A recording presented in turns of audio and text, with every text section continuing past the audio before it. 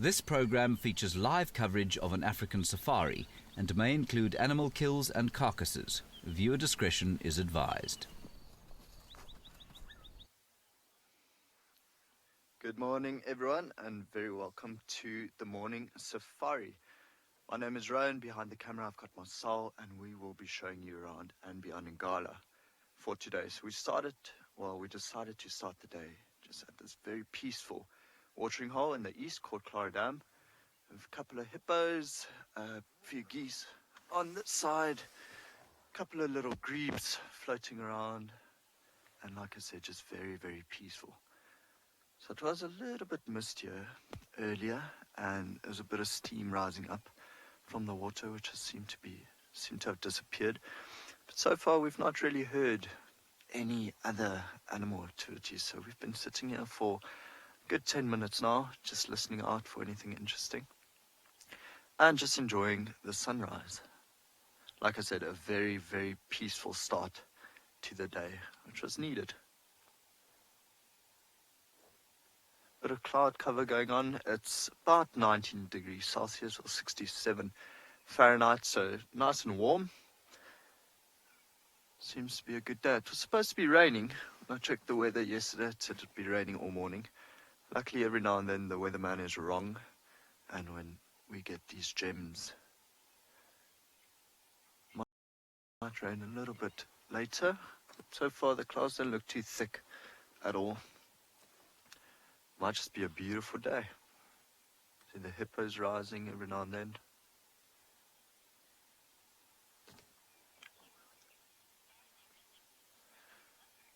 Oh, okay.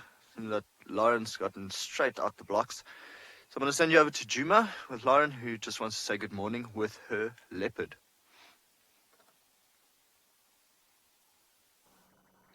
Good morning everyone. It gives me great pleasure to introduce you all to the one and only mighty fine handsome Tingana, my favourite leopard in the whole world. I could not be happier right now. My name is Lauren and I do have Davy on camera, and we clearly have all the luck this morning. So this is who was responsible for the sawing on the dam cam at around 3:30 last night, Mr. Tingana. Well, hello there. I think we need to have words, Tingana. I have not seen you in possibly 3 weeks. I'm sure your belly is definitely not as big. Oh, okay, we're going to lie down with his back to us. Perfect. Davy and I are going to go round. I think we'll go round the long way, Davy. What do you think? So yes, the last time I saw Tingus was when he was on Arathusa on a stolen kill. We don't quite know whose kill it was, but definitely wasn't his, and he was fatter, well, larger than life. He was in full sausage mode. And this is the Duke of Juma, waiting for me as usual. Hi, handsome. Oh, he's playing hard to get. Look at that every time we move. I'm not going to go on the road to block him. How's that, Davy? So I can't remember what the temperatures are for Juma. I have forgotten, but you can see it's a very eerie and misty morning. And of course, Davy said, "What's that on the road?" And I said, "I don't know. I really, really cannot see if it's a log, a stump, or a leopard. It can be either out here in the bush. Sometimes you think it's a leopard and it's a stump.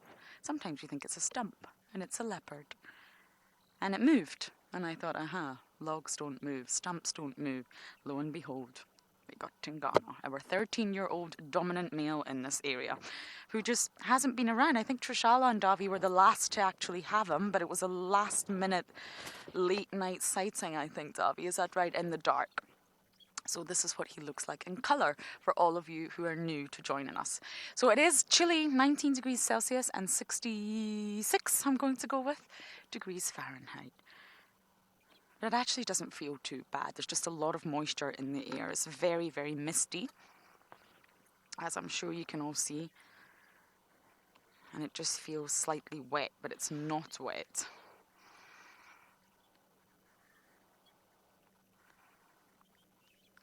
Caitlin, you're 11 years old and you're asking about Tingana's territory.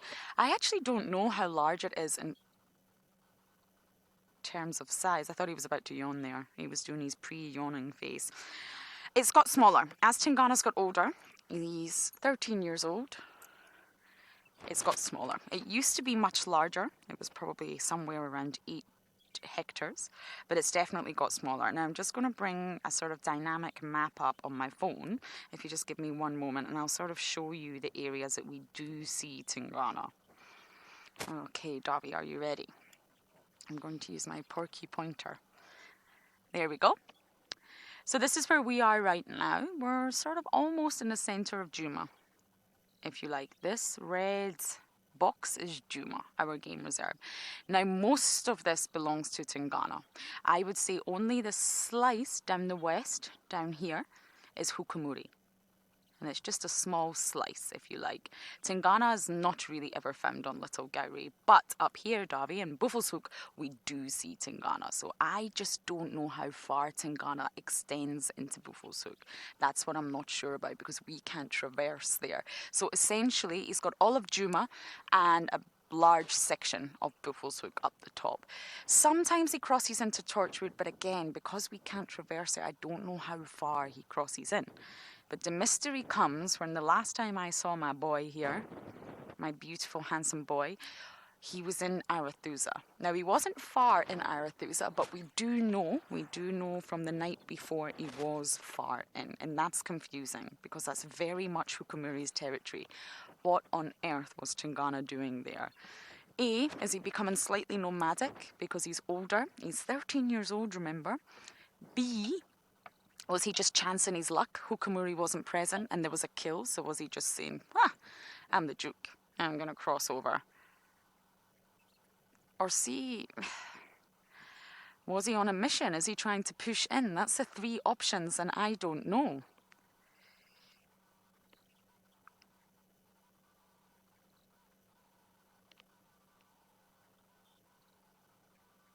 Steph, you're asking... How old is he? Okay, he's 13. He's an old boy. And he looks mighty fine for it, he really does. I would say a lion, a male lion at 13 years old, would not look as mighty fine as Tingana looks right now. Yes, he's slightly older, but his teeth are in very good condition. He's really not got a scarred or messed up face. His ears have got a few notches in them, but essentially they're in good condition. Tingana really is in good condition for his age, and he's huge. If you look under his neck, it may look like he's fat, and he's got rolls of fat like a double chin, like sometimes I have. But it's... Oh, sorry, Tingana, did I just give you a fright? But it's his dewlap. And a dewlap is the leopard equivalent to a lion's mane. And it sort of extends from just under the chin, and it's a loose hanging skin that goes down to the chest bone. And the bigger it is, the sort of more dominant and territorial the male is. Now, Tingana's son Hosanna, I saw a photo of him the other day online. I showed it to Davi. I could not believe my eyes. For those who do know Hosanna, he is huge. He is massive. He looks like he's taken steroids and gone to the gym for months. Hosanna's huge. But essentially, he got the genes from his daddy here. Tingana is known to be a very big male leopard. He's actually really famous in the area, and he really is huge. Leopards don't weigh as much as you think they would weigh, but Tingana's definitely one of the biggest.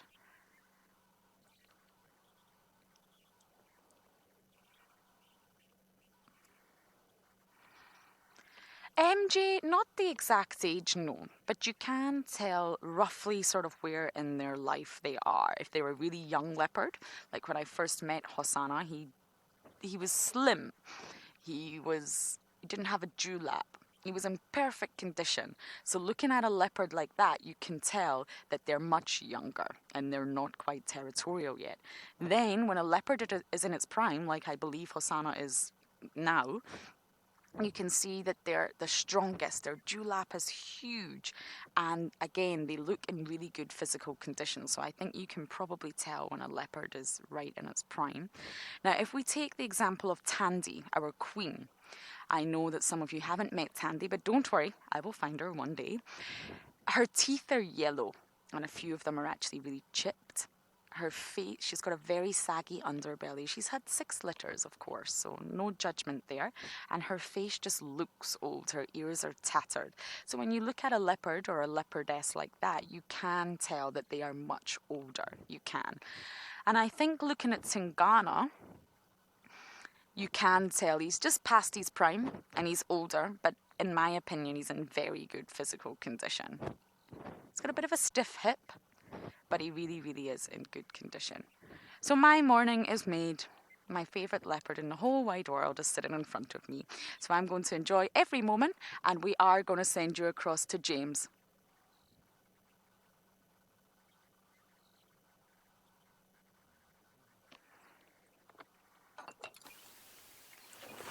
Hello everybody, good morning and welcome. What a start to a glorious morning today out in misty South Africa. That is the nest of the little grebe, which has got 4 eggies in it. At last count there were only 2 eggies, and maybe there shall be further eggies later on. My name is James Hendry. On camera today is Owen. There we are. And we're sitting here at Juma Dam overlooking a very misty surface of the water, which I believe Rowan also did at the beginning.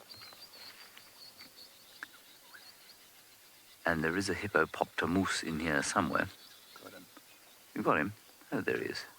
I can barely see through this thick mist.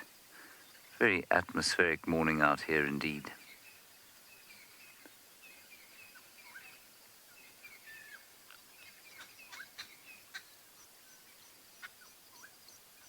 You can just hear a couple of green wood hoopus flying over, and quack, quack, quack, quack, quack, quack. And the beautiful sound of the black-headed oriole.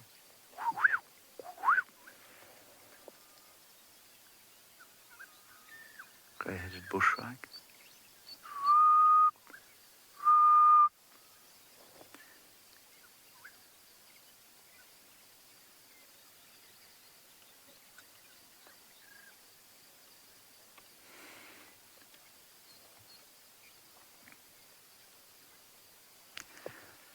Joe, I suppose the rarest animal I've seen is the Bengal tiger of India.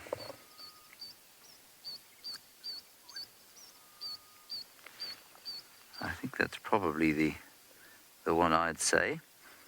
It's a magnificent animal. And I was very privileged to go and spend some time with it in India.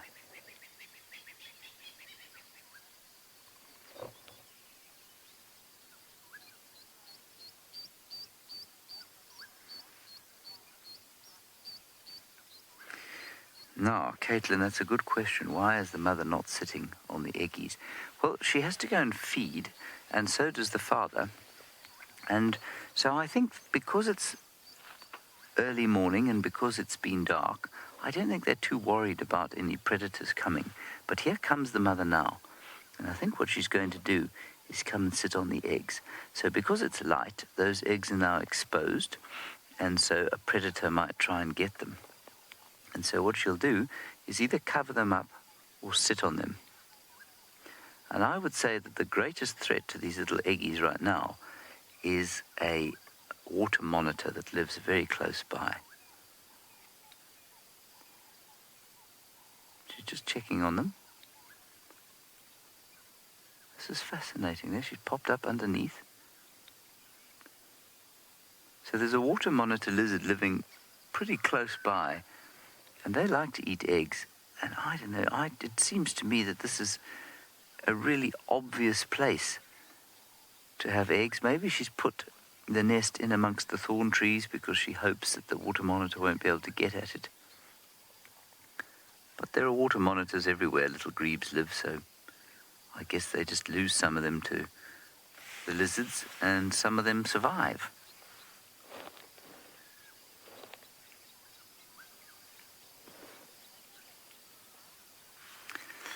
Well, Happy Eagle, we'd kind of expect the first eggs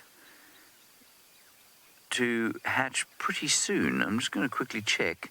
I think that the just gestation. The incubation period, just listen, that's calling now. I seem to remember the incubation period being around 2 weeks. Maybe it's a bit longer. 19 days. So it's just over 3 weeks. Because it's 19, 20, 24, and 28. Those are the records. So just over 3 weeks. We've been looking at these eggies now for, I guess, about 2 weeks. I've been back for 3 weeks. We probably saw them for the first time about 3 days after I got back. 3 or 4 days. So I would say in a week's time, we might be able to see some little ones. And the best part of that is that when they when they hatch, the grebe carries the babies on her back, which is very cute.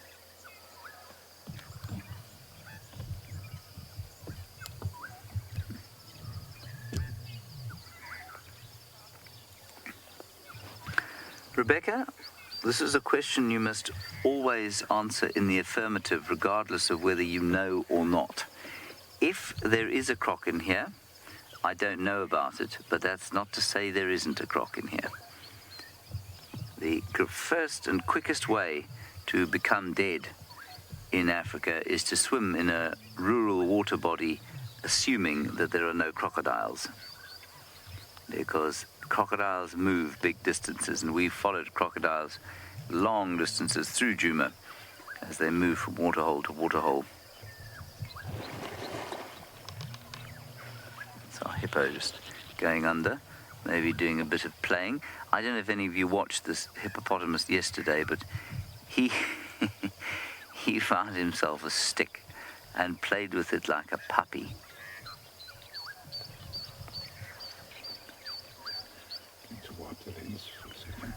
Owen's just going to wipe the lens because it's full of mist.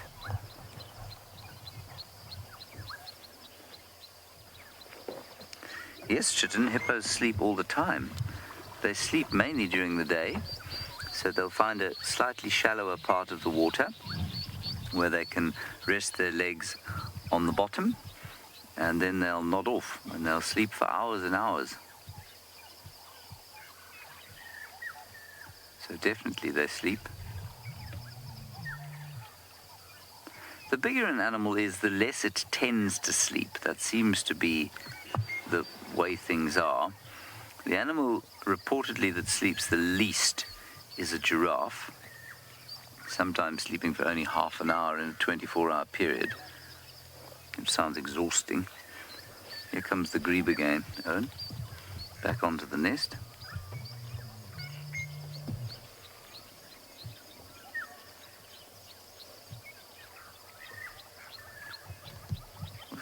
Doing a little bit of building underneath. Polzilla, it's not a duck. It's, I don't even know if it's in the same family as the ducks. I suspect it's a totally different family. Yeah, it is. It's a different family. So, it's a water bird, but it's not a duck. It's just evolved many of the same adaptations as ducks, such as webbed feet, for example, but it isn't a duck. It's in a family all on its own. And although it shares many strategic similarities ecologically with ducks, it is in a family of its own.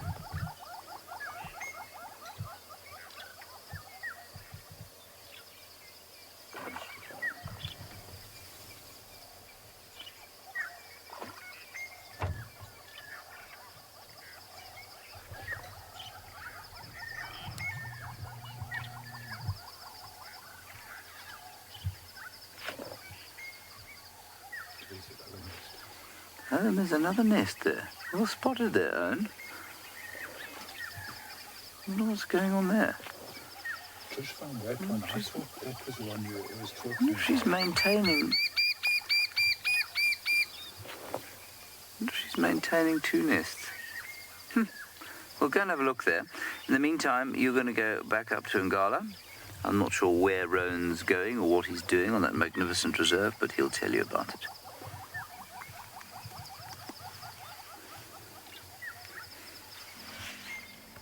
I'm just off the vehicle quickly checking for tracks, because as we were sitting at the watering hole, we heard leopard rasping, or that sawing noise, and I almost tried to judge it coming from here.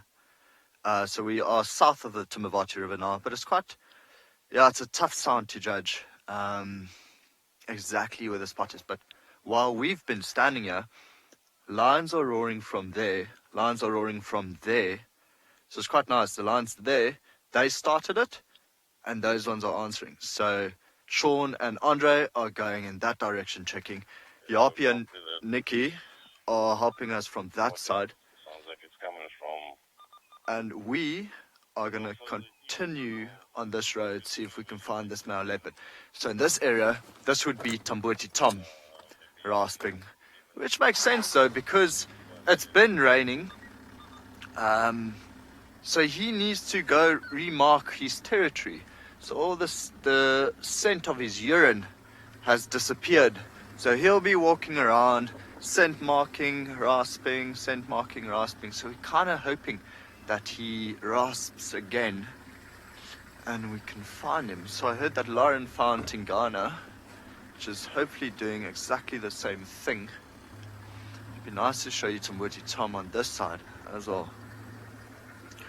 So let's continue. We followed tracks of a female leopard here yesterday afternoon, a Ngala female with her youngster, and we were lucky enough to find her on foot.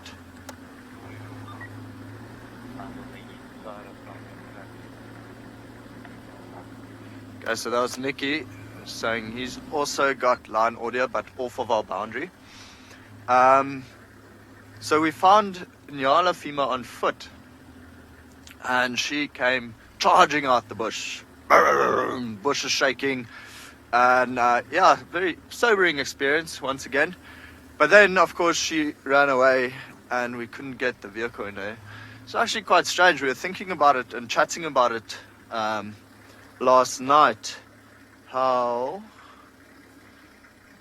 quite a couple of hyena tracks here, how different animals form different personalities, because a Ngala female is the youngster of the black dam female, and the black dam female was very relaxed, but somehow the Ngala female just took on a different personality and has decided not to be as relaxed, as habituated with vehicles.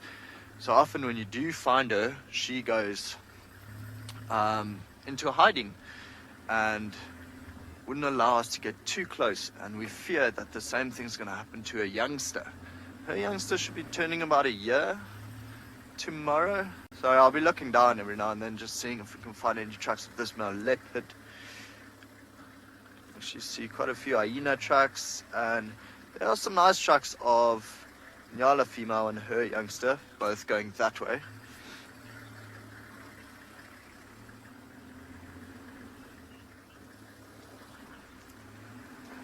Mariki, who's only 6 years old, has asked why leopards mark their territory. So Mariki, I'm going to use this guy, Tambuti Tom, as an example.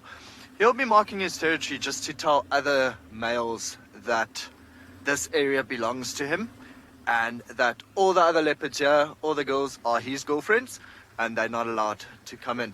So yeah, it's like lions. It's like, yeah, a lot of cats do it, and it's mostly males would do it or they'll choose a territory that encompasses a lot of females, whereas a female would choose a territory that has a lot of food and water.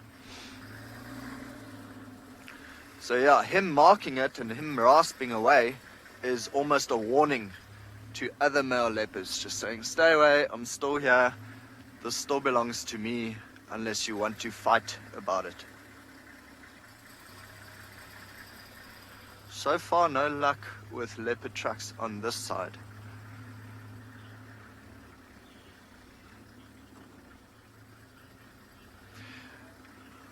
James, no updates on Makoti recently. Sorry to tell you that.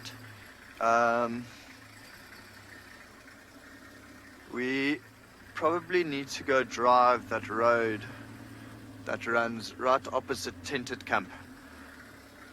But yeah, we've been kind of focused on a few other animals these last couple of days. Because we only really have a skeleton staff here, we've been trying to look for wild dogs. We've been searching the south for cheetah, and then also been trying to keep up to date with the Birmingham Pride. So James, we might actually go drive that road a little bit later and see if we can give you an update on my Kotimau, but as I drive here now, I do not have one for you. About time that Tamboti Tom comes back into this area though. So as we drive and look for his tracks, I'm going to send you back to Juma and James, who's got a spider.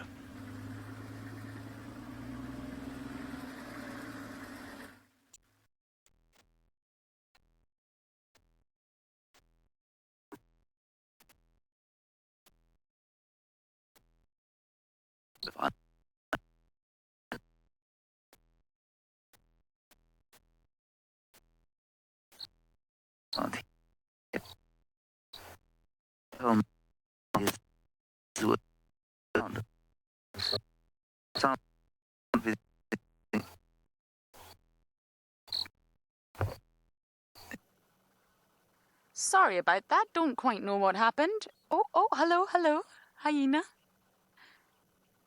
Who are you? Tingana knew there was a... Tingana knew the hyena was there, but I'm not entirely sure the hyena knew Tingana was there. This is the Duke. You be careful. Now, many people ask us about the interactions between leopard and hyenas. That was it, really. They know each other so well. They don't like each other, but they know each other. They are very familiar. The hyena's not even running. Hyena's just casually strolling away, checking back on Tingana just to make sure, well, has Tingana got food there that I maybe didn't see? But essentially, Tingana heard that hyena coming. Just before you came to us, it was very alert and looking in that direction. Hyenas follow leopards all day long, I promise you. They know exactly who one another are. We're going to give you a view of the hyena right behind our aerial. Amazing. And this is it. This is how it always goes. Sometimes leopard will snarl, but generally speaking, that is how they interact with one another. Now I feel Tingana has turned his back on us. Look at that mighty fine back. Look at those shoulder blades. See that big hump? It looks like a humpback. That's because it's the two shoulder blades that are just huge, sticking up like that. And it's still a very muscular animal, and you can see exactly where Hosanna got it from. I hope all of the viewers that do know Hosanna have seen that photo.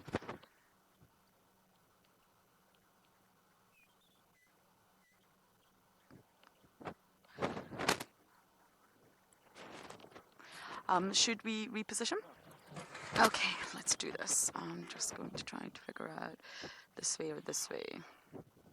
Okay. Elvis! Wow, I'm getting a question from Elvis. I'm not entirely sure when Tingana will turn 14 years old, I'm afraid. We don't know his birthday month.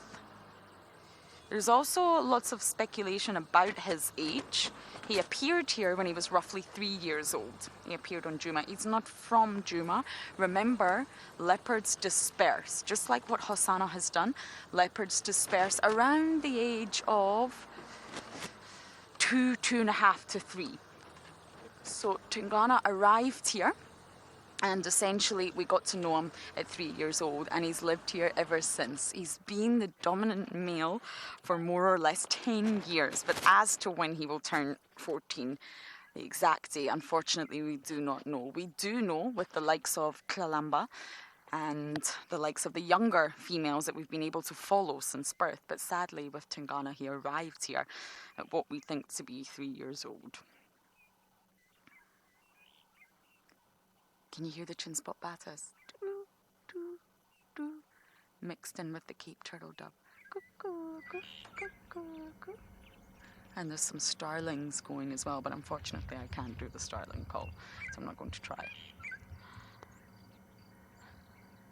Oh, I love this leopard so much.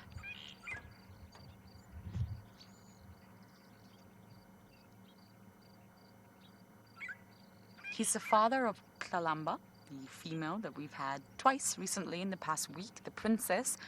Tingana is the father. And we know this for sure due to paternity tests that we're able to do with their scat. Yes, we have collected leopard scat here. Lovely.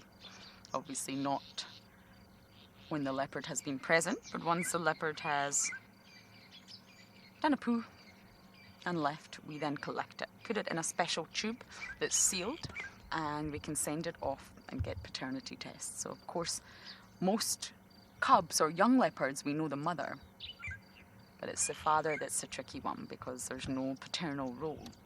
Leopards are promiscuous, the same as lions. It benefits the female to confuse paternity. So possibly mating with many dominant males will not only let them all think that they're the father, it also gives her the chance to sort of get protection from all the males in the area that are dominant. And it's a great way to protect your cubs. I'm sure they're also seeking the strongest genes as well, best genetics.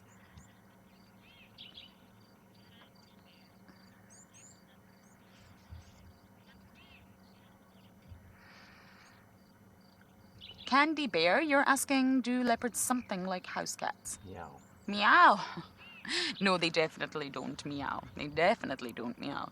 The noise that you will hear from Tingana will be sort of iconic of the Panthera genus. So this is a Panthera pardus, and there's 5 in that genus, and they're all grouped together because they're termed the big cats, but it's not essentially down to their size. That is part of it, but it's also down to the fact that they can project loud vocalizations, i.e. a lion roars and a leopard saws. And it's a very unique sound. I do have a recording of Tingana doing it on my phone, but sadly I cannot play it right when Tingana is here. So we can only hope that Tingana actually saws. And it's a very unique sound. It's beautiful and it's raspy. And it's done on the inhalation and the exhalation. So it's a very raspy sawing sound, hence why it's called a saw. And they are able to project far and wide because a special bone in their larynx, their voice box, is called the hyoid bone. And it's non-ossified, which means it's not complete bone. It's a mixture of cartilage, which means it's very flexible and it's able to vibrate, which sends the sound, the vocalization that the animal is making. It projects it very far and very wide. That's why we can hear lions roaring from very far. So that's one of the sort of key features of the Panthera genus. And Panthera includes leopard, lion, tiger, jaguar, and snow leopard. They're all Panthera. Cheetah, for example, is not included in the Panthera genus, and it's still a relatively large cat, maybe not as muscular, but they're very tall and very long. And this is because they cannot project their voice like this. Cheetahs can purr, not meow, but they purr. So sometimes they get called a lesser cat rather than the big cats. I disagree with that term because they can make vocalizations, but their hyoid bone is completely ossified, and that's why they struggle to make these loud noises like a leopard can. So they definitely don't meow. Domestic cats are very much smaller cats, and leopards saw. I'm really, really hoping Tingana saws for you all. It's the most amazing sound. I think if I had to choose, it's probably my favorite sound in the bush. So there's lots of small cats that we get out here in South Africa. We get the serval. We get the African wild cat. We get the caracal. I've never seen a caracal, but we do get them, and they're classified as a small cat rather than a big cat. We get in Africa, you can get the sand cat, and that's only really found in North Africa. It's also found in Asia as well. And there's the jungle cat, believe it or not, which is mainly found in the likes of China, the Middle East, India, and Asia, essentially. But in Africa, it does occur in Egypt. You can find the jungle cat in Egypt. The black-footed cat is the smallest of all small cats, and you can find it here in South Africa as well. And you can also find the African golden cat. Tingana, that was a partial yawn. Oh!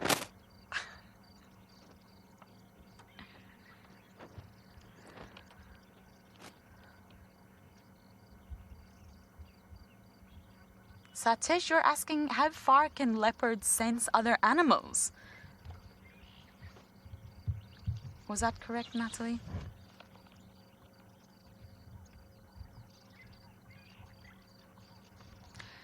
I'm not entirely sure what you mean by that, in terms of hearing, in terms of smelling, in terms of visually seeing other animals. It's a very ambiguous question, but I think regards to hearing, leopards have fantastic hearing. They can hear for miles. And essentially, they will be able to hear other leopards sawing. Tingana could hear those lions roaring that we could also hear. He definitely reacted to that. He knows exactly where those lions are. Looks like we may have to move again soon. He's not comfortable. He keeps repositioning himself. So in terms of their senses, their best ones are hearing and smell. They're olfactory predators, which means they are designed to taste chemical cues in the air, pheromones, any sort of chemical signal that is left by another animal. These leopards can pick it up. They have a special organ in the palate of their mouth called the organ of Jacobson. And that can it holds a lot of chemoreceptors. It can taste the air, taste the smell, and then they're able to send the signal to the brain. And the brain, of course, interprets exactly what it is the leopard is smelling. So they're very much designed to hear really well and smell very well. I hope that answers your question, Satish. Davi, should we reposition once more? Looking at Tingana's back is definitely not as enjoyable as looking at his beautiful face. He's very alert. I also wonder if he's hungry. I've not had a good look at his belly yet, to be honest. So I don't know if he's full or if he's hungry, and that's why he's so alert. It feels like it's raining, and I don't actually think it is. I think there's so much moisture in the air from this mist. What about this angle, Davi? Okay, a little bit forward.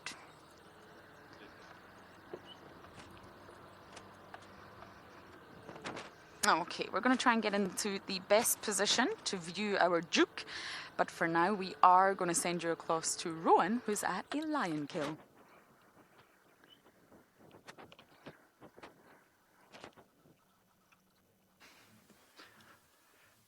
So it's often the most amazing thing when you drive around in the morning and you just stop and listen, stop and listen, stop and listen, which is basically what we've been doing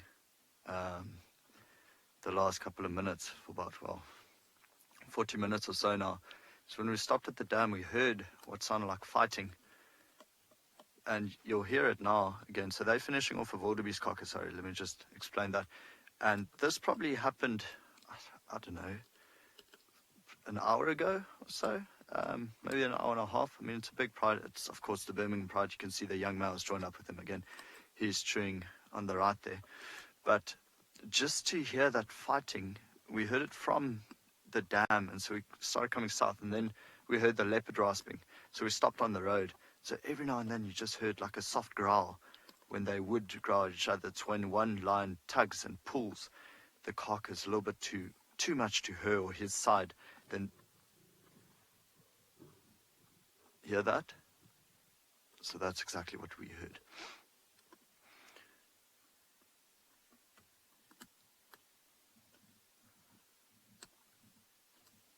So they did come back from the east, and they are now back on andBeyond Ngala again, which is quite nice.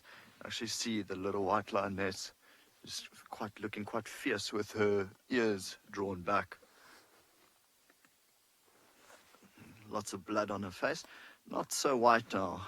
Oh, the young male's grabbing the tail now. swishing it around every now and then.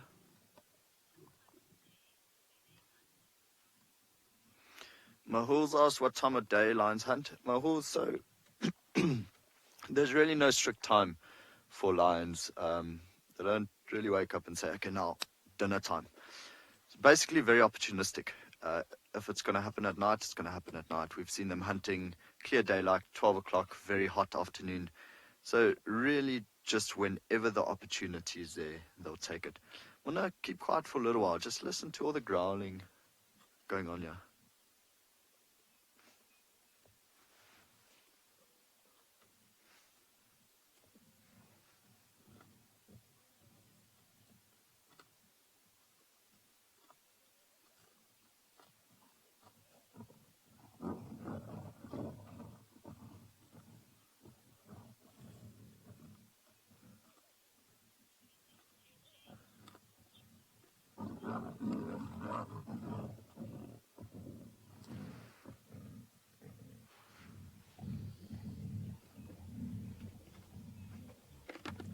So I'll have you know that those growls were coming from the youngsters. It actually looked like the two white ones, the older male and the younger female, fighting. So while they're fighting, we're going to send you back to James and Juma, who's got a vulture.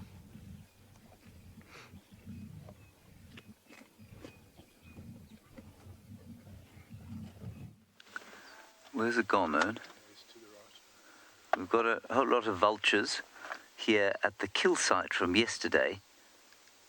Hooded vultures looking for that most disgusting substance, which is of course lion scat. And there's one male lion in the bushes there, and he's absolutely eating the most stinky thing I've ever seen or heard of in my life. It is foul smelling over here. Probably not because... Brilliant Henry, brilliant job. Probably not because of the scat so much as because the wildebeest has just now started to rot. And so obviously they were calling from here earlier, or certainly one was calling from here earlier. So I think there's only one male left, and for those of you who have been watching for a while, you'll know that the lions killed a wildebeest here about 2 mornings ago, and it's lasted them about 48 hours. I think there's just the one male. There are plenty of tracks of other lions around, including a female, but I don't see those cats, and I suspect they're probably headed off towards the south.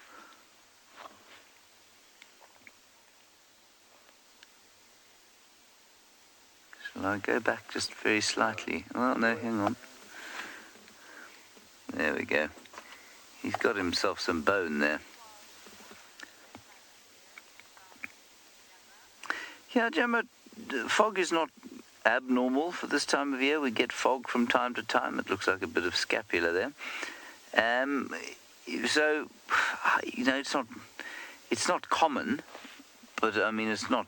I didn't wake up this morning and sort of think the apocalypse had come. Well, I mean, it feels like the apocalypse has come anyway, but a new apocalypse. So it's unusual, but it's certainly not. It's uncommon, but it's not unusual. He's lucky he's got a bit of meat to eat. Yeah. Very nice. Very nice bit of scapula. This is the hooded vulture, just in case I didn't say that. The smallest vulture species that we get here. And the one with the sharpest beak. So in addition to having to eat lion scat, they also are able to get into the nooks and crannies of a skeleton and on a carcass that the other vultures with much heavier bills can't.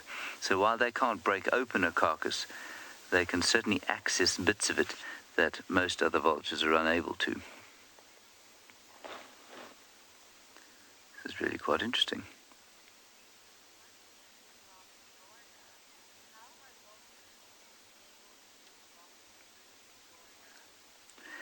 Jordan, vultures can eat rotten food in the same way hyenas can, and the same way lions can, and leopards can. They've got a very acidic digestive system, and the other parts of their digestive systems are designed to cope with rotting food and the bacteria and other pathogens associated with rotting food. So where our digestive systems most certainly are not, theirs are specifically designed to make use of rotting meat.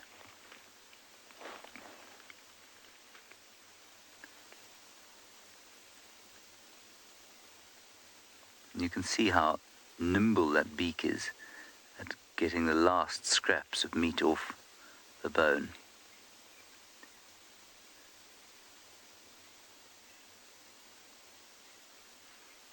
Very cool.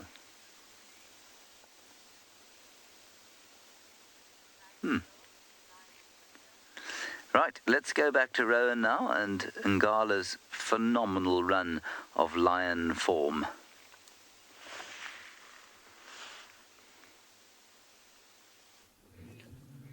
It's amazing, the one lioness has just got up and left.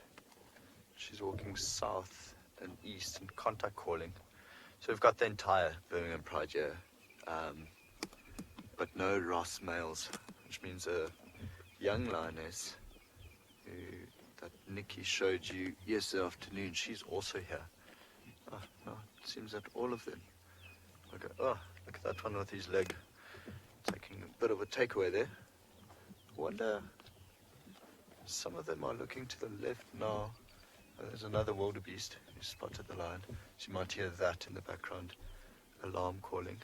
So the lioness right next to the one with the leg in its mouth, you can see there's a tiny bit of a white dot on her backside. So she's the lead lioness here. It's her and her sister that are both just over 14 years old. And they would be the mothers of the Birmingham boys that moved south from here. Because a lot of you know the Birmingham boys went into Londonose, Juma areas. Yeah, so that's her very characteristic trait, is that white dot. Of course, you can also see on her face she's a lot older, very, very black on the nose, not pink like the young male, his sister. But also, you'll hear that slow contact calling, that very low contact call every now and then, from just to our left, above all the chewing.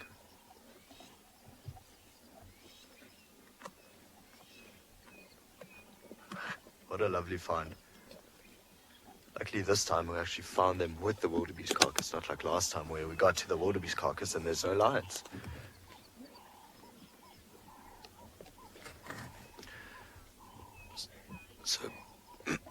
So Blake has asked if there's an order on who eats first. Blake, at this stage, no. Not with the lions that you see in front of you. Actually, quite a pretty shot of a male white lion coming in. Sorry, I'm just trying to watch what all the other lionesses are doing. So Blake, with the lionesses and the youngsters and this young male, all of them will just start eating all together.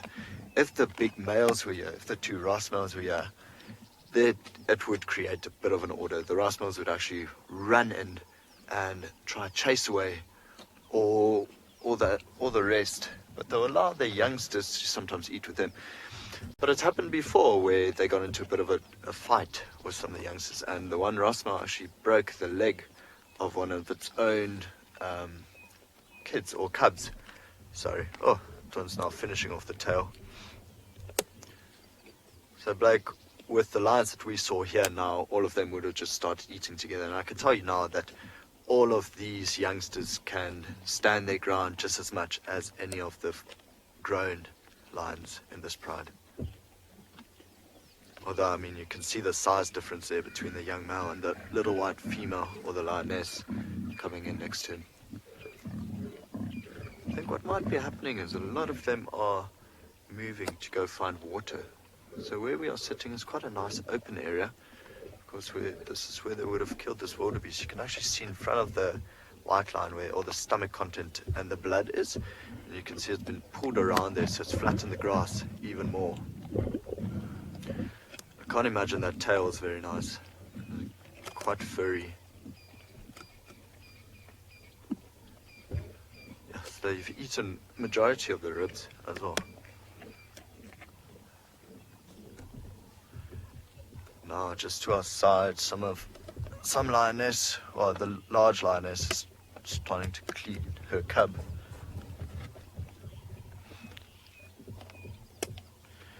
Amy Moose, the white lions, these two have like bluish grey eyes. Actually quite lovely in contrast with the colour of their fur. Very, very different from the other lions here, some of them have brown eyes and then others like yellow greenish eyes, and both the white lions have the blue greyish eyes. Quite ghostly, but beautiful to capture in the light. Like just absolutely astonishing to photograph when they do look up and there's a bit of sunlight. Often they'll look up for vultures. James showed you a vulture. So around here there's no vultures yet. There's no real sunshine, so no thermals up in the sky. No vultures flying around. However, they'll come into this area soon. Actually, I'm quite surprised hyenas aren't here yet, because if we were able to hear the sound of these lions fighting over a carcass, I'm pretty sure hyenas would have heard it too. That young white lion has now finished the tail, just starting to pick on the ribs and the spine again.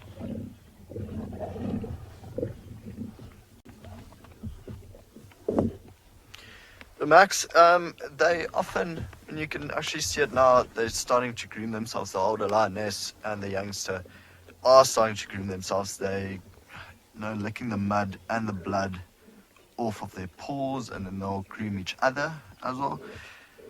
But I can say that the one youngster lion closest to us, he does not look clean. A lot of blood. And these white lions are also supposed to be quite sparkly white, like his belly, not really like his face, if we zoom the camera in on him a little bit later. So it's meticulous grooming from each other, and then also grooming themselves. But I must say the bit of dirt is really helping with the camouflage for these two white ones. Nice to see that the young male is with the pride again. I know quite a few of you must have been quite scared for him. However, I must mention that this happens every 3 to 4 days, if not a week, that he's kicked out the pride and then he comes back, then he's kicked out the pride again, then he comes back. So luckily now the two Ross males aren't here. They've gone marking their territory again after the rain. So they would be roaring, urine marking or urine spraying and then coming back. So he's now got time to feed with the pride again. Kind of waiting for the lead lionesses to get a little bit over his presence as well, because he takes a lot of food from them.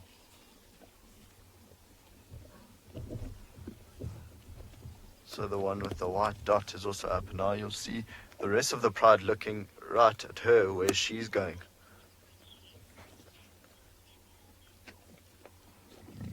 We got a question from Random, very good name, asking how we differentiate between male and female cubs.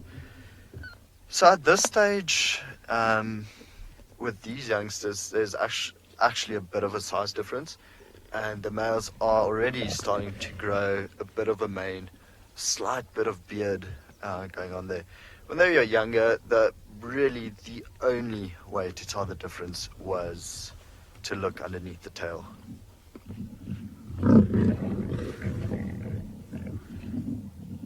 He's taking ownership of the horn. Quite a deep guttural sound, isn't it?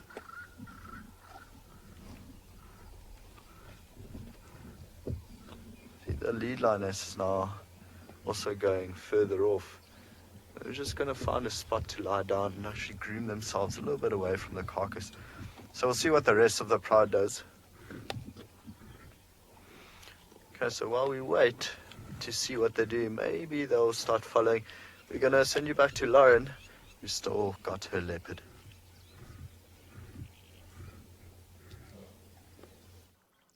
Well, we do still have Tingana, but Davi is going to show you what we have of Tingana.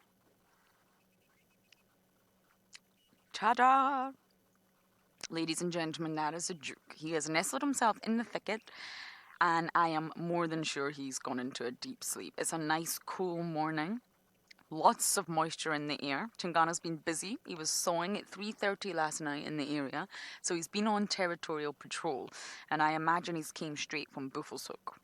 So he's been walking. He's exhausted. Poor soul. So I think we have flat cat, and I think he will be flat for quite some time. So I've got a decision to make. What I'm thinking is pop in to see Ribbon,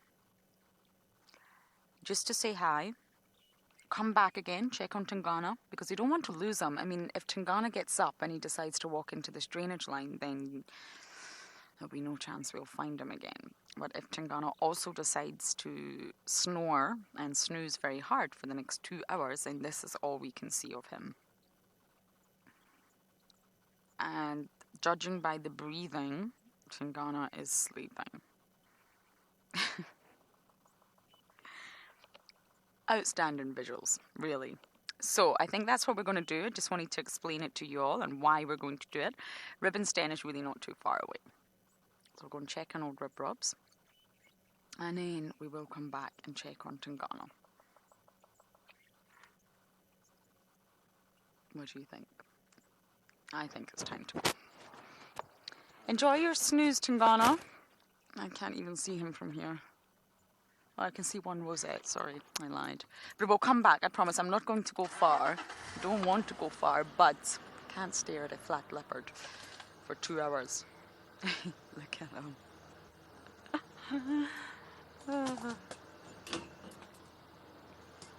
Okay, that was just a quick update from me to show you why we're leaving. We're going to head to Ribbon's den, and as I do that, we are going to send you back across to Rowan with his lions.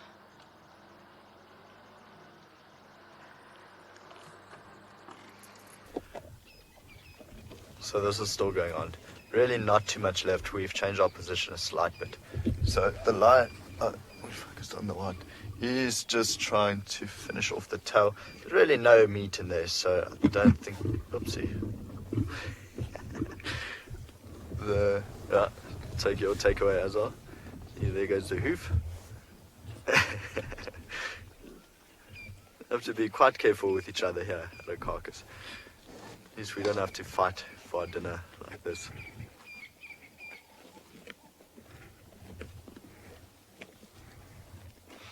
So luckily it also doesn't smell too bad because the kill's quite fresh, so it's not been baking in the sun for too long. So there's a wildebeest standing with her youngster about 200 meters just east of us. I'm sure Marcel will show you soon. It might be that this female, I think they're eating a female or a youngster. It might be a previous youngster of this wildebeest that they're eating, but see, those two are staring at the rest of the pride, which is now settled just in front of us. Looks like they're moving. Well, they're probably going to lie down here for the rest of the day. But I mean, judging by the horns of this wildebeest that they're eating now, it's still rather small, so maybe about just over a year and a half old, maybe 2 years. Not really too big yet. Very surprised with the white lion's choice of meal. Trying to dissect that little tail.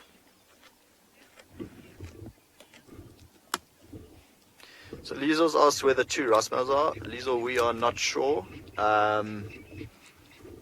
They would leave the pride to go mark their territory again, raw and urine spray everywhere. So we don't know where the two Rasmels are. It could be west of us, it could be east of us.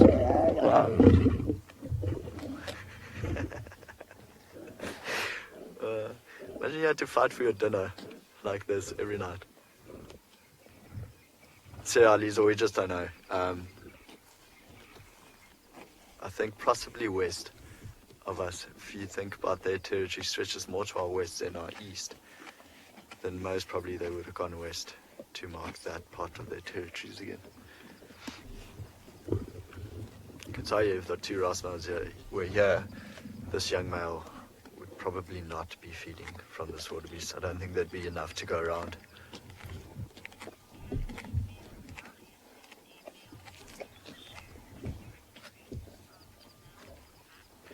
Malmac has asked if a male leopard and a male lion could share territory.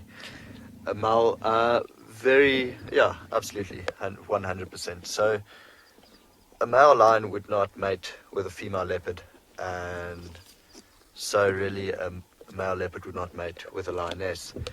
And that's mostly why they establish their territories, is for mating rights. So males would more likely establish a territory trying to encompass as many females as they possibly could. So how we found this morning was we were at the watering hole watching the sunrise. Then we heard what sounded like fighting, so we started coming south. And then after that we heard a leopard rasp. Oh, there he goes with the entire carcass.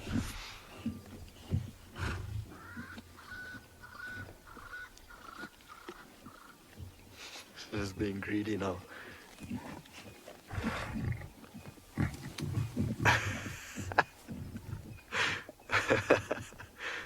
That's so rude.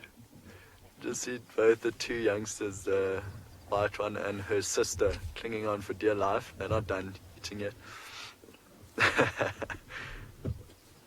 That's awesome. So yeah, that leopard would have been here also rasping to say this is my territory. And so yeah, they won't compete for the same thing. So male leopards and male lions do have the same territories. It's just that the male lion's territory, actually, they might actually be quite the same size as well. But yeah, you'll find leopards and lions frequenting the same sort of area. It's literally just scraps left now. Shame the other white cub is looking for water, but there's only mud there. We've checked. We've gone into the dip now. Oh, no, back out. He's big, eh? He's gonna be a really phenomenal looking lion when he grows up. It'll be interesting to see. Hello. Snarling a little bit. He must look scarier as he approaches the carcass again. It's very interesting to see how, well, it would be interesting to see which one of the three males here would be dominant. So him and his brother, that's his mom, by the way, the one he just scratched heads with. She's got quite a characteristic black dot underneath her right eye. So she's the one who gave birth to him. So it'll be interesting to see which of the three young males of these 8 cubs are going to be the more dominant. So usually within a coalition, there's always the more dominant male for a bit.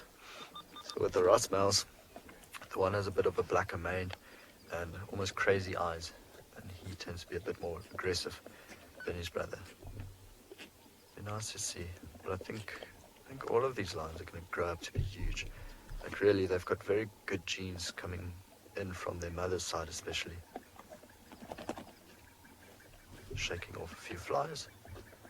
I loved how he took the entire carcass with both baby lions just tagging along, dragging them further into a bush. Often on a hot day you'll find lions do that. They'll take a carcass and they'll put it underneath a tree or a very thick bush so it doesn't attract too much vultures. It stays in the shade when they do feed. Because of course, vultures descending on an area is also a beacon for hyenas and other lions and other predators, saying there's something dead in that area. So they often go check. One in front here had a bone. I think it actually got stuck to a teeth or went in the wrong hole. To cough it out again. So now you can see they're not too clean yet. But I think after this feeding frenzy, it'll just be a grooming session again for everyone.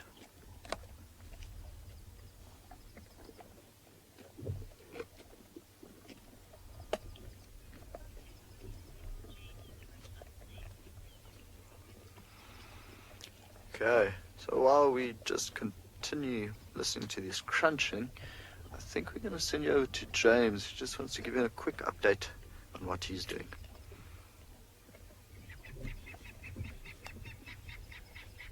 We have left our vultures and we are now heading towards, well, basically the northeast, I suppose, hoping, well, to see anything we can, basically, through this misty morning. The lion gave one call and there was a response from way to the south and east of Juma, probably on a reserve called Arathusa around their airstrip, and he then hid again in his big thick bush, so we left him. And we'll potter about the central region for a while and see what we can find here. The mist is not showing any signs of lifting, and it has now turned to a sort of steady drizzle.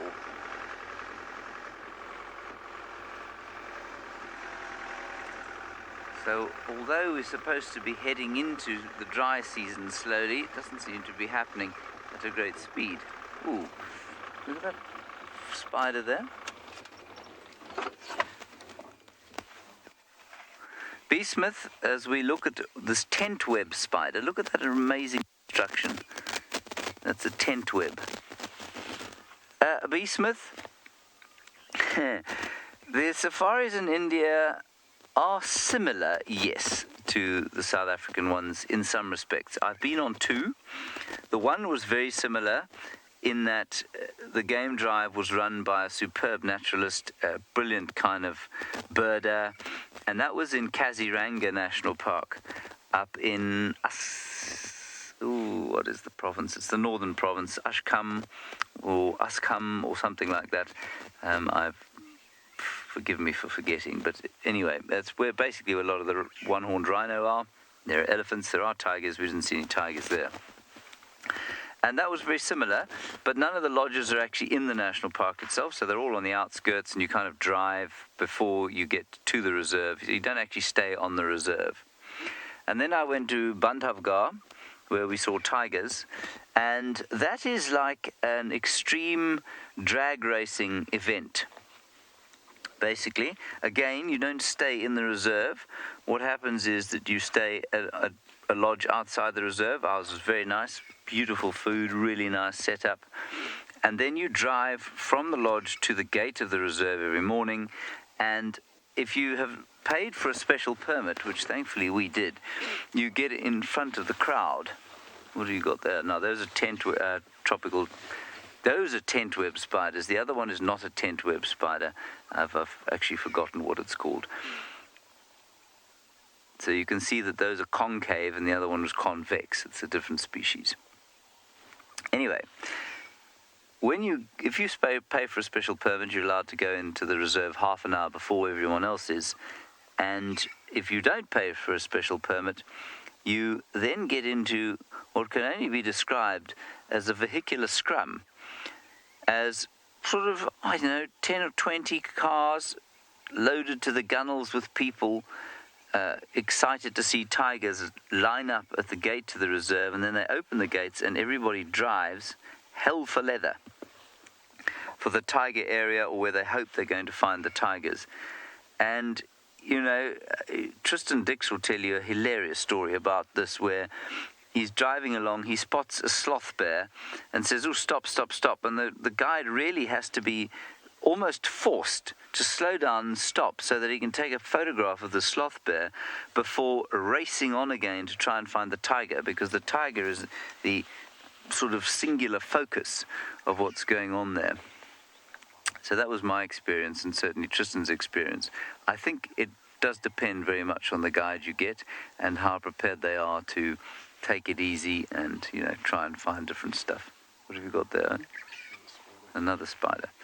So on a misty morning like this, you find Assam province, thank you very much, where all the tea comes from. So there are spiders all over the place, and on a misty morning like this, as I said, you see how many tens of thousands of them there are all over. But I got to tell you, going to India and seeing the natural wonders of that country was extremely special, and I'd love to go back and spend more time trying to find those wonderful tigers in amongst the big trees and go to the different places, because they live in vastly different habitats in that country, and I'd love to do it again. I do, however, think that there could be a bit of a change to the way things operate on some of the tiger reserves.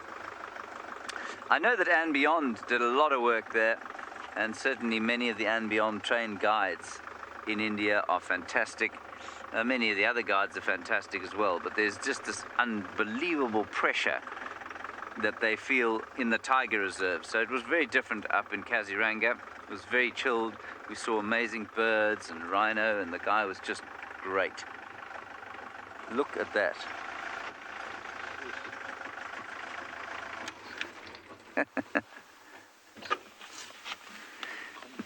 Now, I would encourage you to see spiders when you see how many of them there are, in the way that I saw Charlotte's Web. I don't know if you remember that children's book, Charlotte's Web, where your affection for the spider is overwhelmingly strong because the story is so beautifully told. And rather that than the perspective of the arachnophobe, because if you wander through here as an arachnophobe and you become aware, as you must now, of how many tens of thousands of different spiders there are knocking about here, it would be almost impossible for you to function. So those are mostly tropical tent web spiders.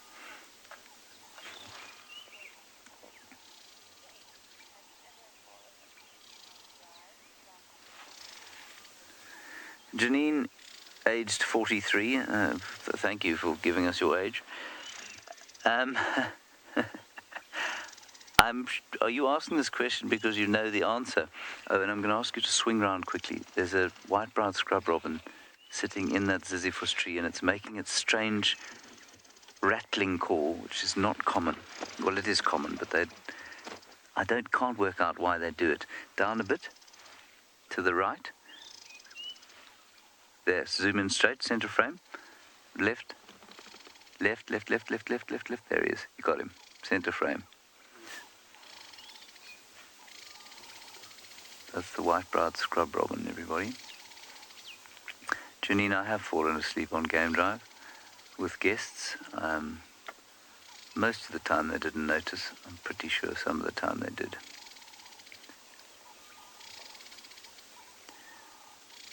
I don't think I've ever fallen asleep on a WildEarth drive, though.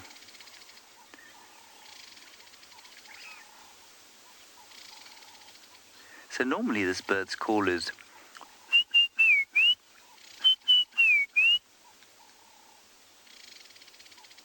and then they do this thing, often at dusk, and I guess sometimes at dawn.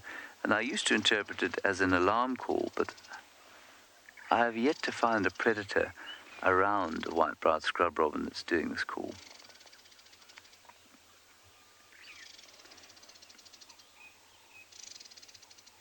He's moving out into the open now.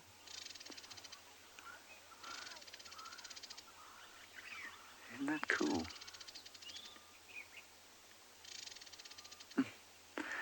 Alrighty, we'll continue along this road. You're going to go back to Lauren, who I think has left Tingana and is now looking at another arachnid.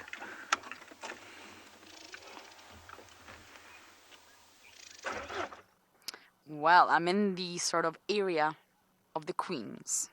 We're really close to Ribbon's Den, and we have found a golden orb web spider. And funnily enough, just a few weeks ago, there was a huge golden orb web spider in her golden web right across the road.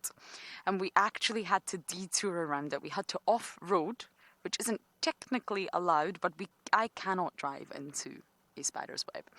And I forgot about it one day, and I actually crashed into her web. Luckily, she didn't land on my face, and luckily we pulled out and the web was not damaged. But a day later, Owen and I broke down, and Wendy's horn decided to... no, it was Jigga's horn decided to continuously blast. It was highly embarrassing, but we watched an elephant, a big bull, come crashing through her web, and it's in the exact area.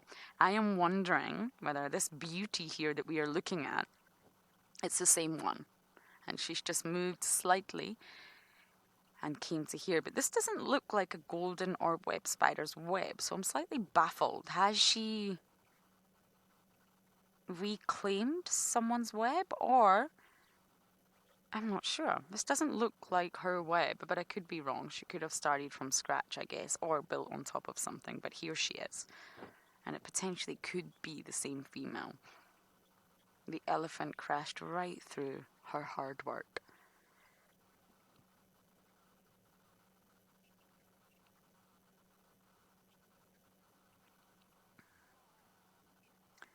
Woodstock? Yeah.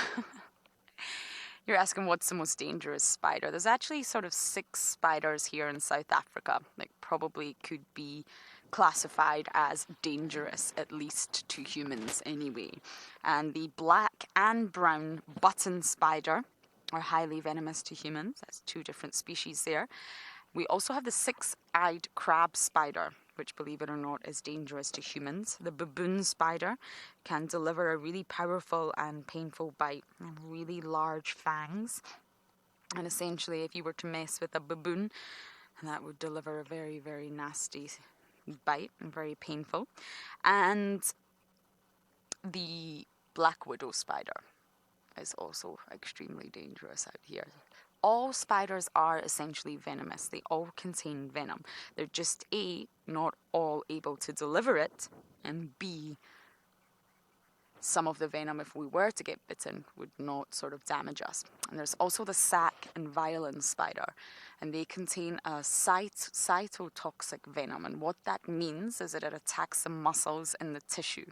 So once that venom is injected into you, at the site of the bite, the tissue will rot and completely wear away, and it can cause extreme pain and, of course, a lot of scarring. Some of our staff here at WildEarth in the past got bitten by a violin spider. So some of the spiders that I've just mentioned contain a neurotoxin, and what that means is that it attacks the central nervous system. So it will go for the nerves and essentially affect the brain function. There's lots of different types of toxins, and they're not all the same.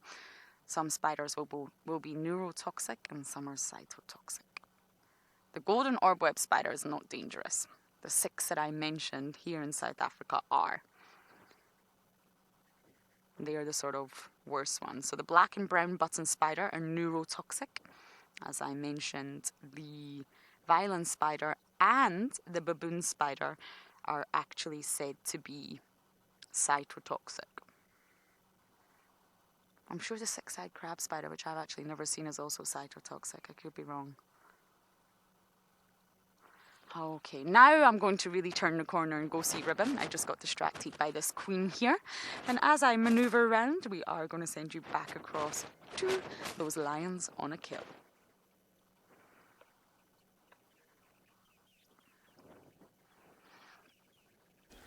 You can see quite a few of them have actually decided that they did indeed eat too much. And that's one of the youngsters standing in the foreground, lioness to his right, and then the lioness behind him is the lead lioness with the white on her bum. And you just see the size of that stomach. So really this wildebeest went quite a long way as a meal for all of them. Yeah, I think slowly but surely all of them will just get up and move towards that direction. So it's been interesting to watch this little white lioness, how feisty she is, getting right in there with the young male. She's been smacked on the head twice already, but just not giving up, not giving away any ground. See her paws like literally right in the ribs there, trying to hold the carcass down.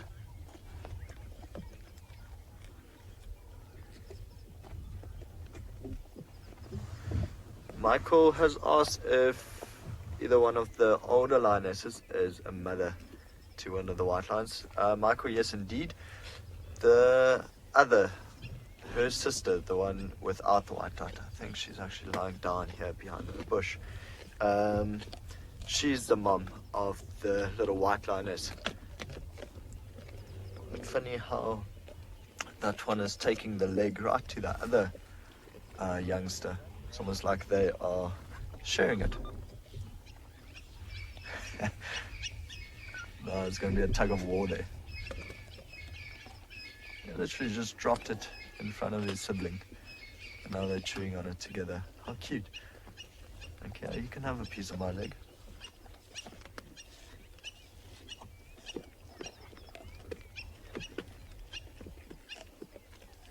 Still hear the crunching and chewing. There's a hammerkorp flying over. Yeah, the ching, ching, ching. Oh. Also saying good morning to all the lions. Got a hammerkorp trying translates to hammerhead. The head actually does look a little bit like a hammer. Yes, they're trying to chew every last bit of morsel of meat from these bones. Now she's closing her one eye because it might poke in there. I must say the male white lion, his eye's looking a lot better.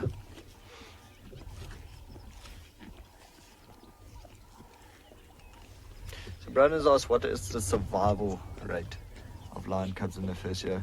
Brandon, statistics says about 50% of them make it to over a year old. So it'd be interesting. I mean, a lot of the time, they just chased the wildebeest.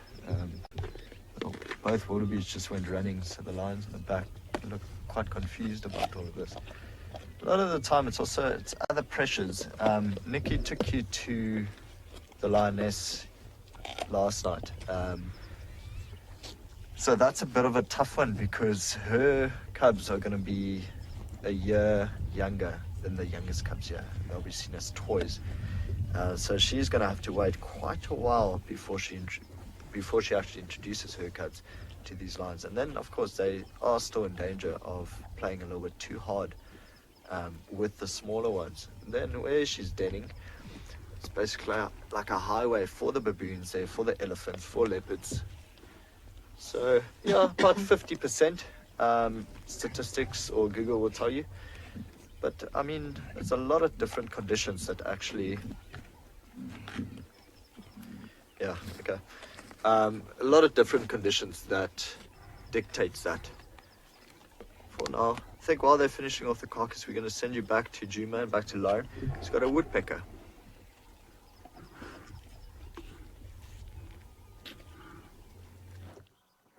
Woody the woodpecker, furiously pecking away at the wood.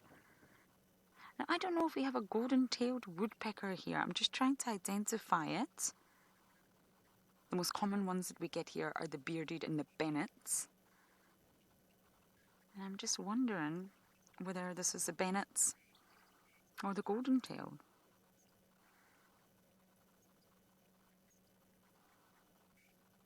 You've got to look for features. You can see that red mohawk. Looks like a terrible dye job.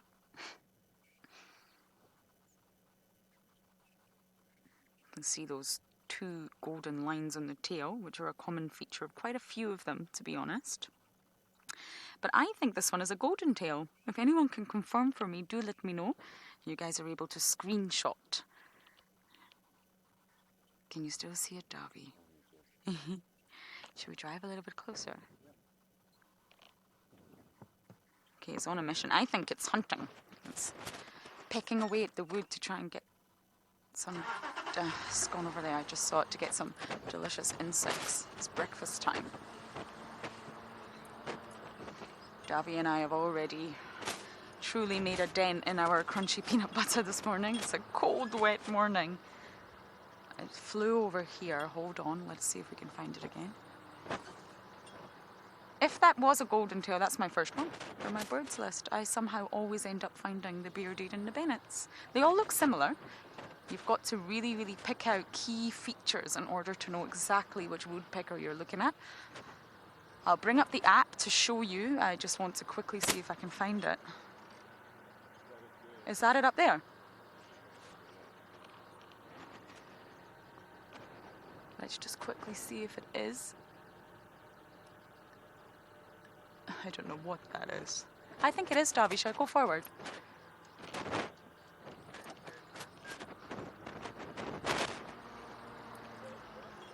Excuse my game drive radio. I'll turn it down one side position here.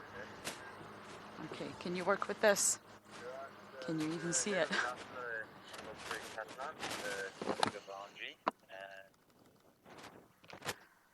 I think I've completely lost it, everyone. I'm sorry. That was such a lovely moment with the woodpecker that decided to fly off. But I am going to show you the app just to highlight how similar all the woodpeckers actually are.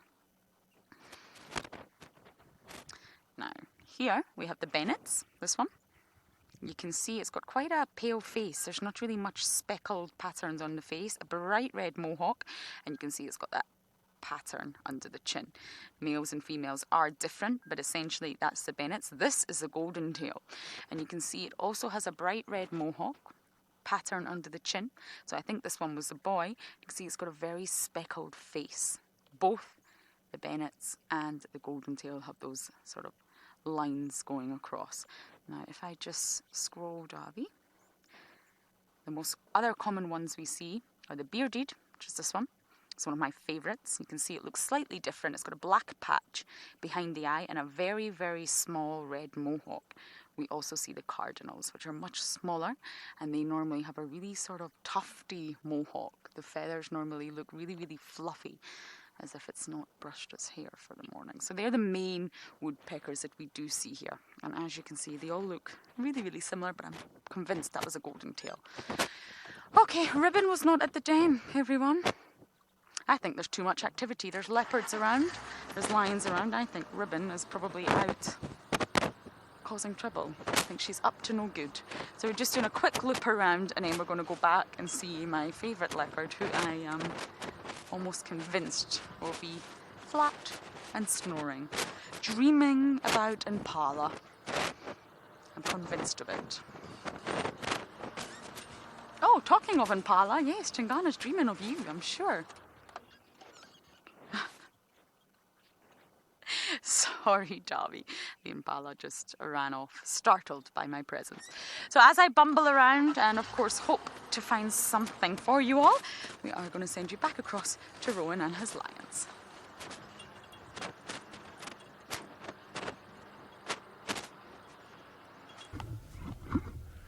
This is one of the youngsters.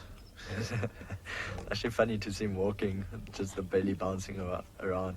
He went for a drink, and now he's coming back to see if there's still anything left. Doesn't look like he needs any food. I don't think any of these lions need more food, but you can also still hear the crunching in the foreground. It's quite funny. I like watching them approach the carcass. He might go into a bit of a stalk mode, as much as these cubs can stalk. Put his head down a little bit and see which way he wants to go. I'm trying to decide. I'm going to go left or right, I think. He's looking in there to see if there's any water. So that's where the mud puddle is. And each and every lion here stood up, gone to that mud puddle, seen that there's nothing. Then they had to go further south, just past the clearings. Might be a bit of water left there in the mud. And we had a bit of rain yesterday, so it's not like it's too dry. Okay, so he's decided to go towards the other white line. Oh, there's one dirty look and says no thanks. He's coming in all innocently.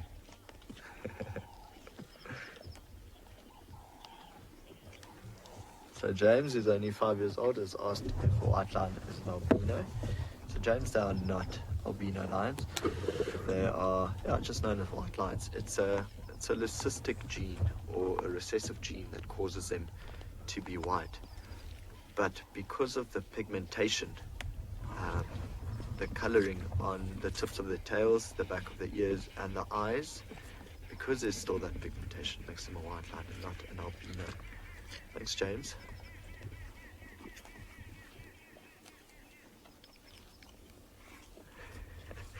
Slowly trying to sneak his way in there. Of course, you have to be very careful with other lions feeding. It doesn't matter the size. Every single one of them has very sharp teeth and claws. Beautiful eyes of the little white lion is now feeding on the ribs there. So James, that's the pigmentation I was talking about. You can see the eyes are quite blue. And the tips of the ears, just behind that, there's still a little bit of darker pigmentation. Not quite the black that is on the tawny lions, but definitely a darker brown. A little bit tough to see it now with all the blood and mud caked onto it. So the lioness that is now emerging through the bush, oh, she's coming around. That is the mom of the two young cubs, the little white lioness and her sister. So even the young male stops feeding to see what she's up to. I kid you not, these are probably the 2 largest lionesses I've ever seen in my life. There's her and her sister. Like I said earlier, very good genes in the Birmingham Pride. Oh, she just went and lied right on top of one of the other youngsters, and he actually bit her leg.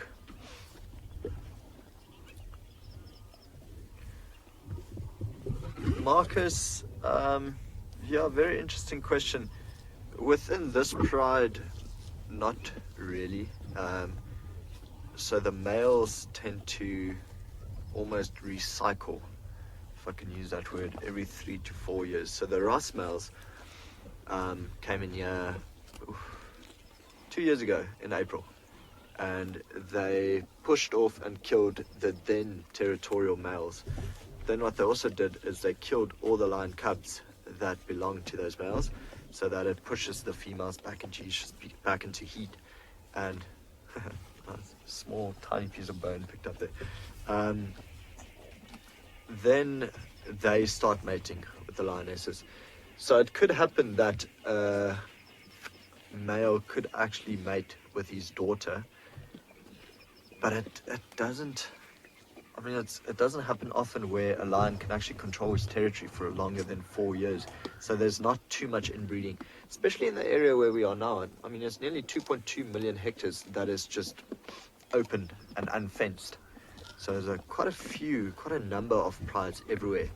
And of course, with this young male, he would have to move off rather soon, we hope, and go into that nomadic lifestyle until he's old enough, and he'll take over a different pride, and hopefully not the Birmingham pride again.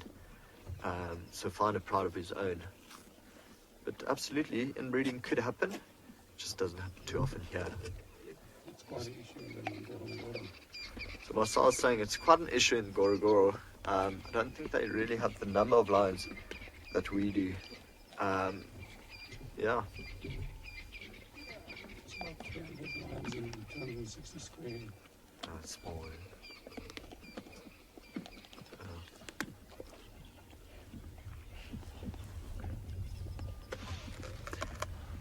Lacute's asking if they actually break the bone to try get to the marrow. So Lacute, they would literally be trying to eat anything and everything that is left here.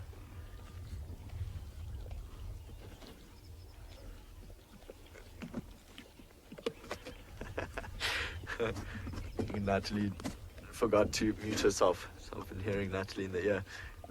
So they'll definitely, they'll try get to every single piece of bone, and every single piece of marrow, every single piece of meat here that they can, till eventually, I mean, they're not going to eat that spine, but they might crack off a few more ribs there.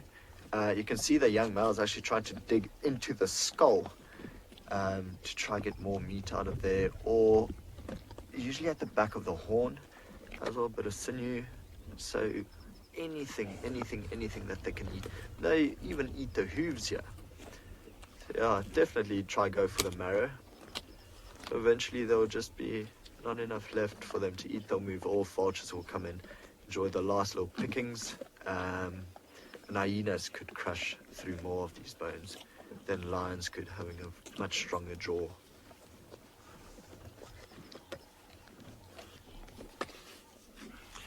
Okay. For now, it's actually quite nice to see the two sisters, the little white one and her sister, feeding side by side. They're often found together. Also see size difference now. There's not too much. The white one used to be quite a bit bigger than the sister, but it looked like they're both sizing up quite equally now. So I think while this is still happening, they're just finishing off the carcass. We're going to send you back to James. He's got another spider web.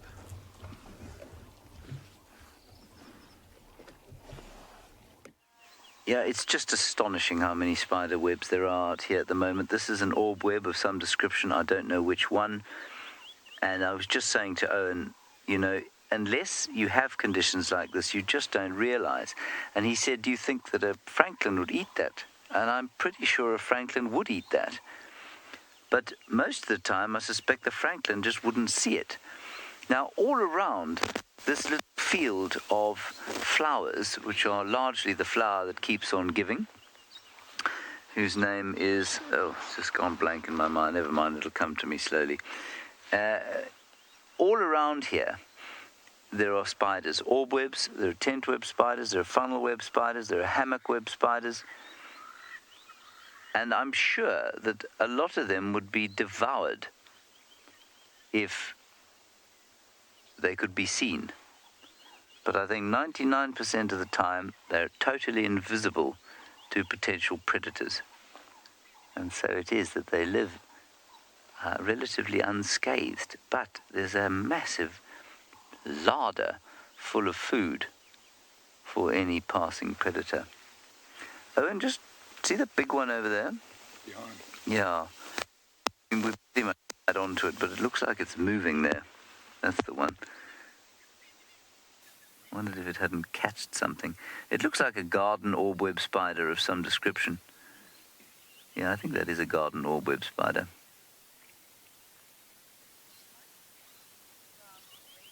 That's a lovely angle. Rachel, it doesn't take long at all. It probably took that spider about half an hour, maybe, to make that web. You can see it with the bark spiders and the pea spiders when they come out at night. And they start from just the support strand that goes across the top. And then they do the rest. And yeah, within half an hour, 45 minutes, a web that size is done.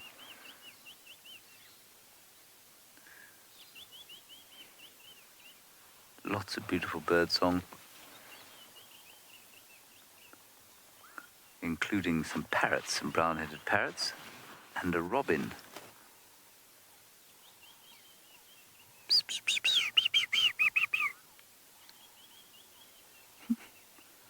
I'm going to say that that's a white-throated robin, actually.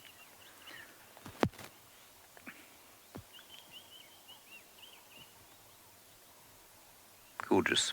Probably a garden orb web of some description, but I'm not sure which one. Right, we're going to carry on, head up towards the northeastern corner, towards the Waterhole there. See what's cooking that side.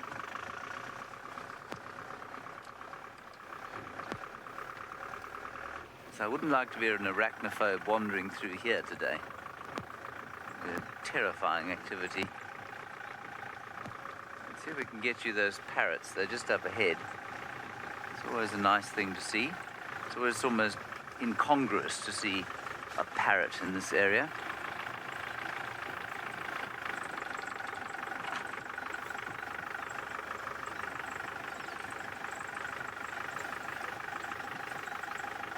There, Kayleen, the reason there are so many webs is that they're always here, and we can see them now because the mist has come down and the silk is catching the mist, and that's why we're seeing the webs. They're always here, it's just that we don't always see them.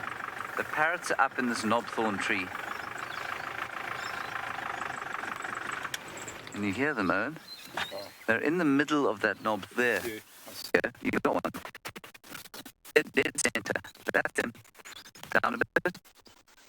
Keep him. That's it. There he is. There is the brown-headed parrot.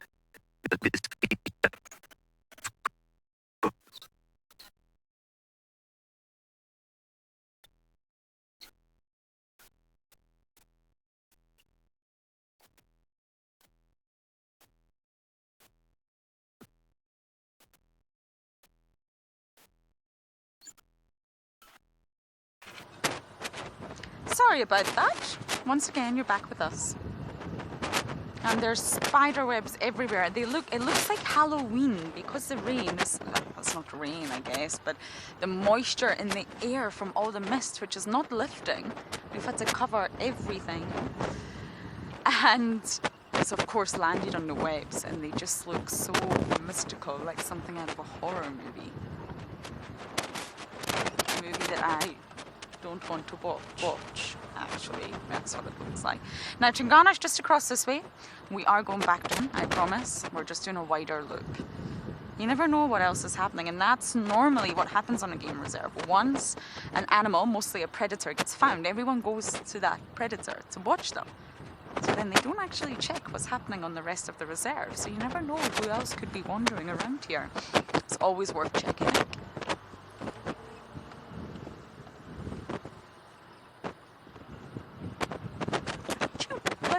Sorry. Yeah. It's better out than in, I think. It's been sitting in my nose for quite some time.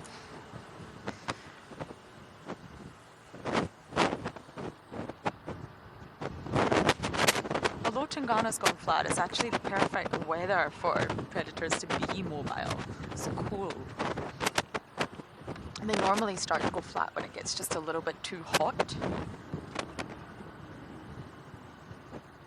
But of course, Tingana's had such a busy night, it's already gone flat.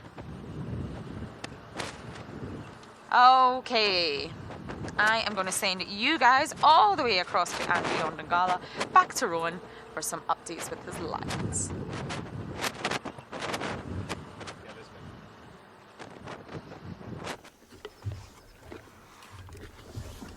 Some lions actually just started creeping now, while others are still eating. It's funny, that's also one of the lead lionesses eating down the bone, and her cub, a little tawny one next to her, just trying to get a piece of that bone as well. The male, the young male, has now completely taken ownership of what is left there, and every now and then you'll see small horns sticking out. So it was a young wildebeest, not from the youngsters from last year, but the year before. Those horns are still quite small. You can see the rib cage isn't too big either. It's pushing down on that rib. Still just trying to get to everything. He might, yeah, there he goes. He's probably going to try lick majority of the meat off now. See, little small pieces. There we go. So, he's everyone's favorite lion here, and we all feel sorry for him. Oh. Having a great time with that.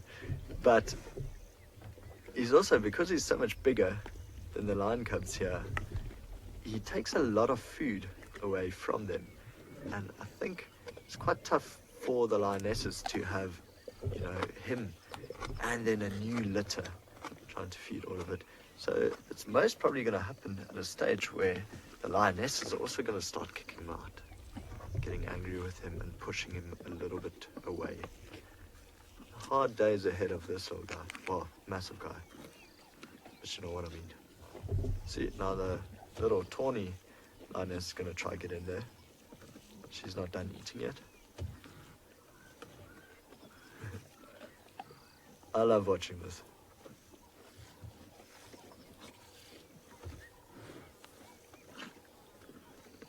Lions everywhere.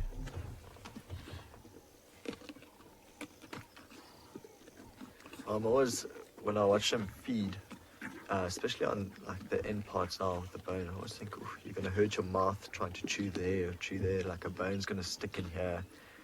Be careful, especially the gums. I must say, the youngsters, their teeth look excellent. Very white, very strong. See, with the older lionesses, they've got quite a few broken teeth already.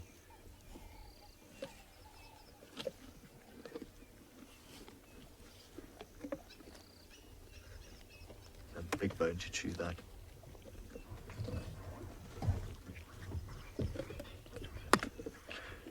Some of them just jealously looking around. A question from Aditya asking whether lionesses are weaker than male lions.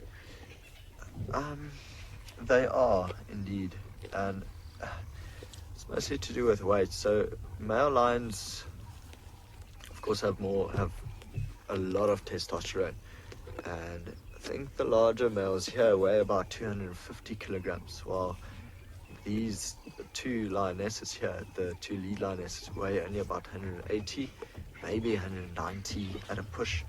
So there's quite a size difference. So definitely, I think that's what makes it so important when lions do go hunting and they want to take down something, bigger, like a giraffe or a big male buffalo, something like that. And often they do need the help of the larger lions. It's also, it'd be quite nice if this young male had to stand up and you could just see shoulder height against his mother, that he is a lot bigger. I think the size of a pony now. I walked past my vehicle once and his shoulders is actually above the bull bar on the Land Cruiser.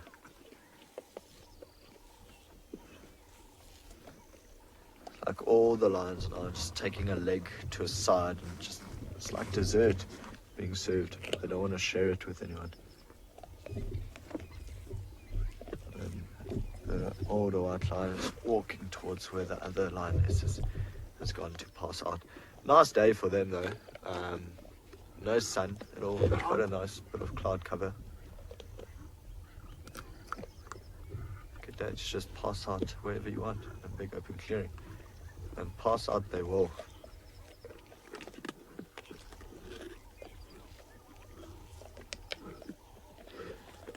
So Seth has asked if there's a more dominant cub. Seth, we've been trying to determine whether, what's going to happen with there are 8 cubs in total, so 3 of them are males. And that's what we said a little bit earlier, is that it'd be strange to see which one of them will actually turn out dominant. So we know the little white male there in the back, he's rather aggressive towards the other cubs, but the other cubs don't back down. So he's got a brother who's pretty much his size. I think it might actually be his real brother coming from the same litter. And then he's got another brother who's about a month younger than his. You can see how he's walking. Big lion. So for now, I'm not gonna say there's definitely a dominance between the cubs. I think this will only start happening once they are older, once they start looking for females. Then that's where the aggression and the dominance will really start kicking in. I need to see if he flops. Oh, just severed the spine. Now taking the head off the carcass. Just heard a big snap, and the head is no longer attached to the spine. Yeah, he got a bit more meat out of there.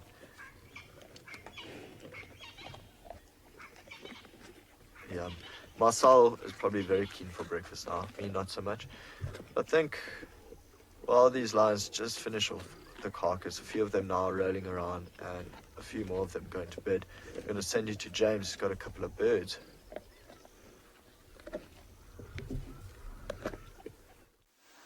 Now, we've got a nice little covey of francolinos here, and the 2 that you can see there, the one on the right, I think is the female, and the one on the left is the male.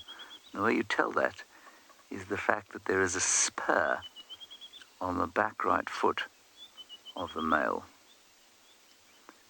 And he uses that to stab at rivals. Well, both feet actually have a spur.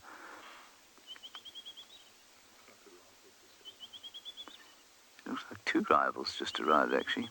So there are 3 males and 1 lady.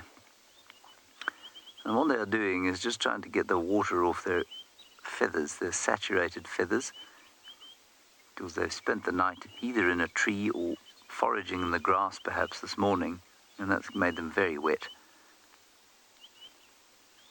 And so now they need to realign all the barbs of the feathers, so that should the need arise to fly away, they can do so.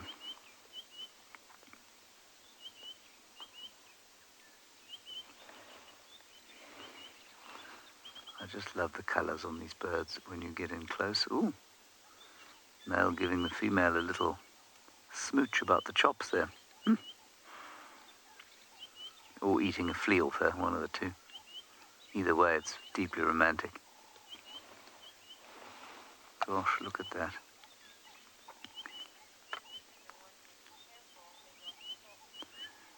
Yes, I shall be careful. Thank you to those of you warning me that they might attack. This particular covey looks peaceful today, though. It doesn't look like it's going to form the Mpondo formation and attack. This particular couple, however, is in a state of high romance. You can see the female has now raised her crest, and the male is supping on bits of bird lice from his beloved. Oh, my dear, I do find you most attractive when you're covered in bird lice. Oh, Charles, I love it when you peck at my head and clean the bird lice off me. Oh, Elizabeth, You know, there's nothing I find more attractive than a head covered in bird lice. Here, Charles, see how I raise my crest for you. Oh, Elizabeth, bird lice and raised crest. Too much. I must shake my head off and walk away. Oh, let me say hello to Barry here. Hello, Barry. I'm just going to examine you for some bird lice. Charles, I don't know if I'm comfortable with that. Oh, all right. I shall look for bird lice on myself then. Just doesn't feel quite the same.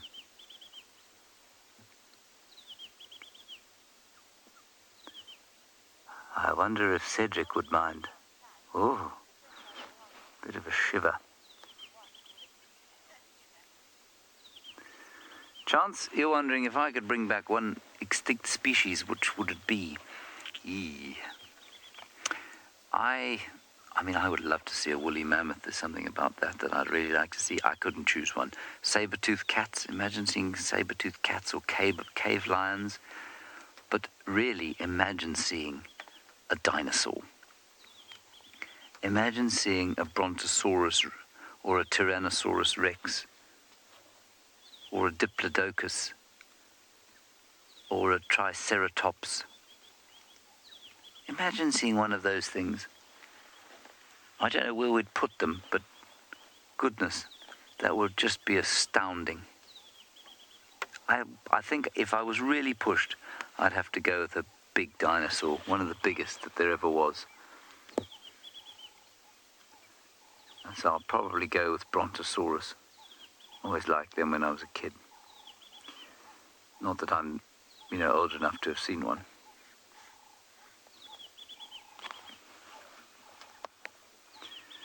So, the interesting love quintangle of Cedric, Charles, Barry, Elizabeth, and I think that's Adrian at the back continues. Fascinating stuff.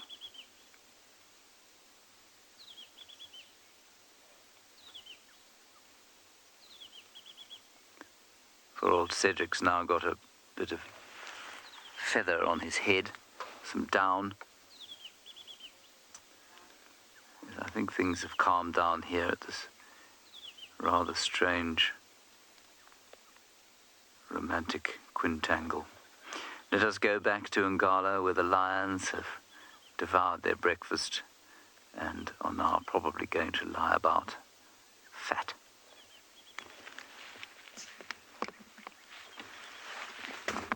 Sounds like the soapy in Juma is actually going better than here. It was nice to see the dialogue between some Franklins. Here, not too much of change. They're still shifting hooves around. The young male has now abandoned the skull, and the little tawny lioness has gotten in there. The white lioness tried to get closer and then got a very angry growl from her sister. I think the young male is heading off to the water. We had a hyena behind us a little bit earlier. I think it's still there. Won't come closer at all. No, it's disappeared. Oh, there's two hyenas. But, of course, I need more than two to scare this pride off the carcass. Not that there will be too much left for them, but they'll definitely come investigate once the rest of the lions leave. You see, slowly but surely, all of them are heading that way. So he's just off on his way to find water, and then he'll probably be back in about 10 minutes or so. So it's quite funny how lions look longingly after others when they leave. Oh, there's a bit of jealousy going on there. That one's boned. He's not sharing.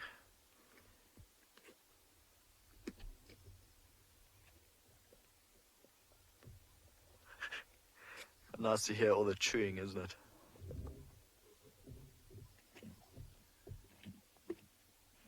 This little white lioness is just inching forward a little bit by little bit, try to get to that skull. So, Gabriel who's only 7 years old from Cape Town, has asked which line is my favorite and why. So Gabrielle, I am more of an underdog type of guy, to vote for an underdog. So that young lion that walked away in the back, he's probably my favorite lion on andBeyond Ngala for the moment, just because he is the underdog. Got quite a sad story.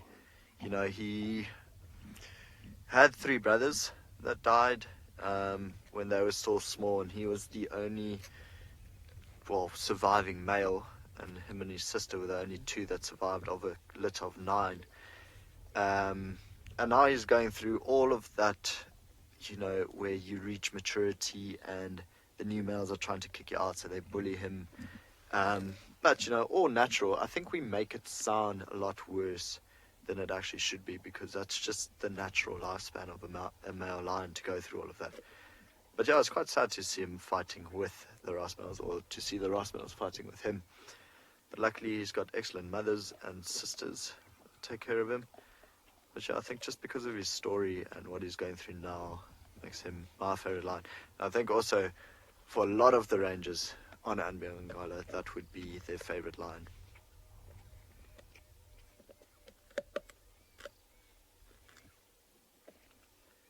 Oh, just hear that big crunch. Not quite the crack you heard when the male severed the spine or took the skull, removed the skull from the spine. Still big cracks going on here.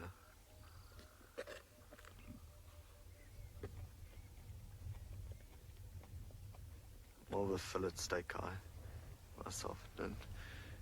Wouldn't like to eat that off the bone. This lioness, the tiny, tawny one, is being very, very, very defensive of a skull. It's just if one lion looks at her wrong, you'll hear her starting to growl. Oh, she's going to take her right into the bush now. Safety. There's another lioness lying behind her, and a youngster. Natalie said she's going into a hiding hole. Looks like a very private little space. Absolutely. Although, what I think she doesn't know is there's another youngster on the other side of the bush, you know, where her tail is now, so she can't go too far back. Otherwise, she's going to pop into him. And it's one of the bigger youngsters, so you might just be able to steal that from her. Although she's also feisty, like I said, any lion here can stand its ground. Did you hear that? The bit of growling there? Literally, if any lion moves around her now, she's getting angry.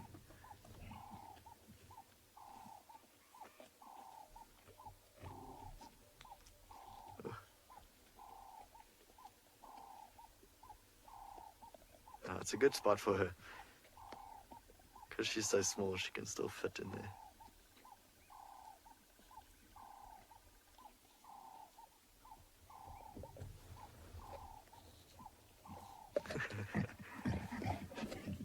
There's a lot of anger and resentment.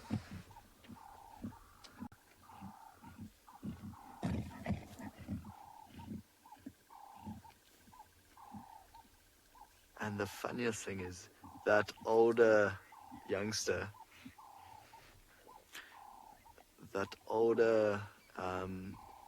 is not even feeding from the skull, he's feeding from the spine, and it's not attached. But every time he licks it a little bit too close to the skull, she gets angry. Brendan's asked if I've got a favorite lion photo.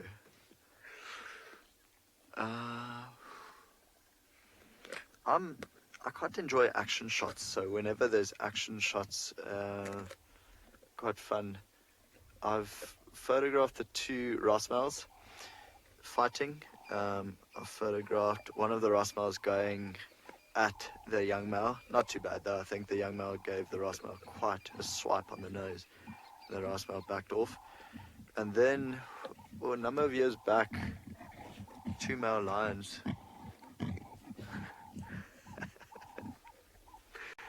I love how fast this is. 2 male lions were going for a drink at a small watering hole. It was during the drought, so there's not too much water left. It was just going further into that bush. I think the horn got stuck on that branch above her. And as they approached the water, the one male was more dominant brother, the other one a little bit smaller. So the dominant brother went in first, started drinking, and the hippo came up and actually charged towards the lions. And the dominant male just kept on drinking, but the other one just ran away. We've got quite a cool photo of that also. But you're hard to pick a favorite lion photo. I mean, the first time we saw these cubs, the 8 here now, it was the first time I've ever seen a white lion in the wild, and it just took my breath away. Just phenomenal. Actually, every single time I see them, it's weird. It's actually so cool to be able to be with the 2 of only 3 wild white lions in the world. It's incredible. And now we get to share it with all of you on live safari. How awesome. Okay, so that youngster's done with the tail. Also coming to see if there's any more scraps left.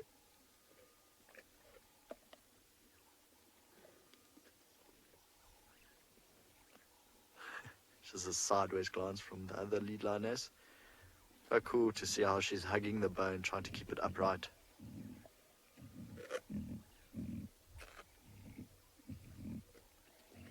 The growling you can hear now is the little white lioness.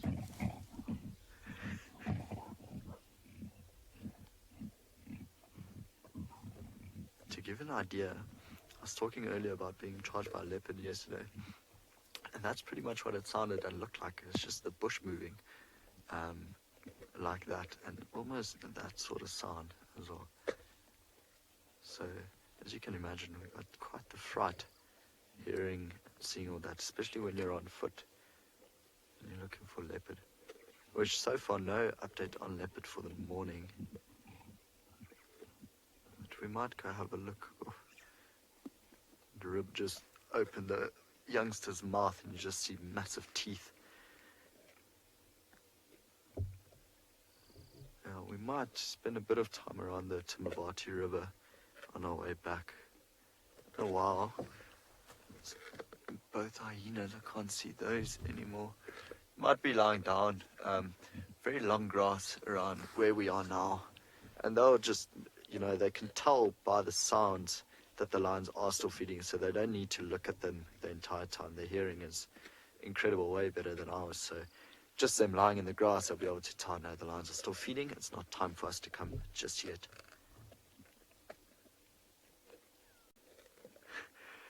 I think the most fun thing to watch is that little white, or the little lioness, the tawny one, dragging her skull further and further back in, and how angry she gets with anyone that's coming too close to it.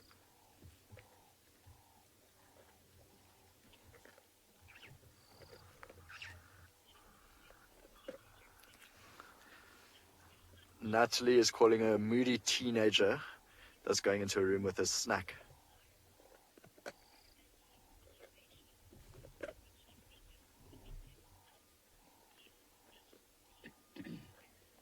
Caitlin from Ireland has asked, is there any situation where a female might be kicked out? So, Caitlin, it does happen. If new males come into the area and the females are still too young, so still too young to mate, then it could happen that the males won't actually accept the females because they'll be seen as cubs instead of mating partners. And then if they are old enough to actually run away from the males, they'll be kicked out with the rest of the youngsters or the cubs. Otherwise, I don't know. I've never heard of females being kicked out of a pride per se. Do you know, Marcel? No, only those cases. Yeah, same thing from Marcel. And Marcel, of course, is a fountain of knowledge, as you'll find out a little bit later when we do the mid-morning fun fact from Marcel. But, in all honesty, I don't think there are cases where a female would just be kicked out by other females, per se. Just the cases when they are too young to mate, and the males don't, or the new males don't really want them around anymore. It's funny, that youngster got up and pretty much went straight down again. I think it felt the weight of its belly just dragging it down. Like me after Christmas dinner. Like Marcel after Christmas dinner. You're a gammon man. Oh, yeah. Oh, yeah. Okay. A bit like a hoorah there.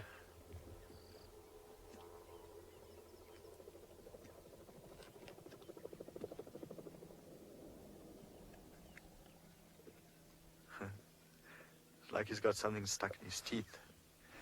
He's trying to shake out. Yeah. Maybe a bit of the fur from the tail. Just trying to push his tongue. You can see the way she looked up now, so something spooked her. We heard it as well, but I think, to me it sounded like one of the youngsters was moaning, but maybe she heard something different. Of course, her hearing would be way better than mine. Okay. No threat. She looked around, assessed the area. No threat at all. Continue with my bone. She's been chewing on that for 25 minutes. It's gotten a little bit smaller, but not too much.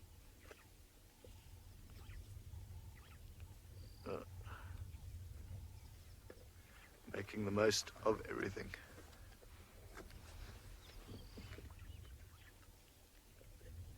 Yeah, that one's definitely got a bit of fur stuck in its teeth. Shannon's even trying with the paw. There's just drool coming out now. Not.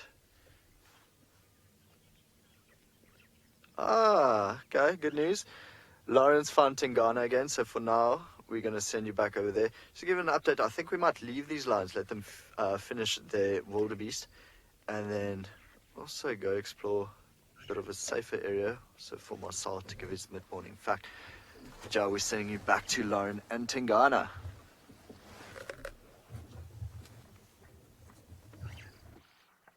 Well, Lauren's definitely here, and Davi's here. Tingana got up very rapidly and repositioned himself in an even thicker bush. And the funny thing is, I have found him in this exact thicket twice before. I think he loves it in here. He's nestled himself right in, and look at the breathing. Our Duke is tired. He's an old man. He needs his sleep. Unfortunately, we've been round and round and we cannot get any better views than this. If this was winter, it would be a completely different story. But of course it's not. It's summer and the heat's really starting to come through. You can feel the warmth now. I can't see the sun. But the sort of moisture in the air has seized a little bit and, well, I can feel the sun coming through, which is delightful.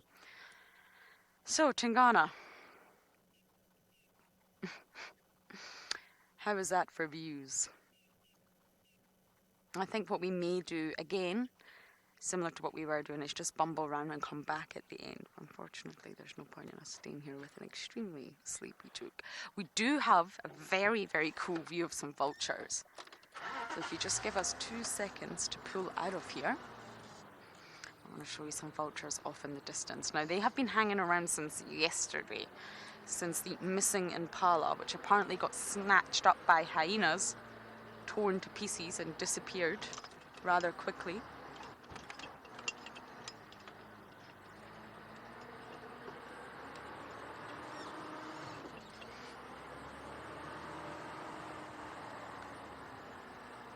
Davi, I'm not sure where these... I can see them.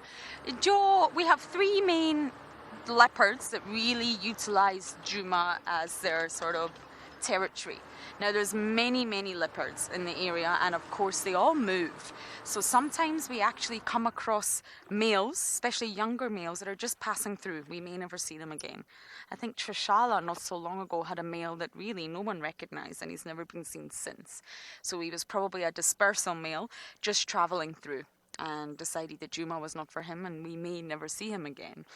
So to be honest, there's 3 main leopards that we will always see on Juma, and that's Tingana, our Duke, Tandy, our Queen, who Tingana has mated with many times, and their daughter, Kalamba.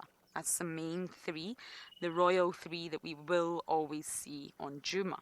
These are hooded. They're not whitebacks. Well, at least the one on the right's a hooded. I can't actually see the other one's head, but I imagine it's a hooded. I expected them to be whitebacks. They look rather damp and miserable, don't they? So yes, there's lots of other leopards that do visit the area.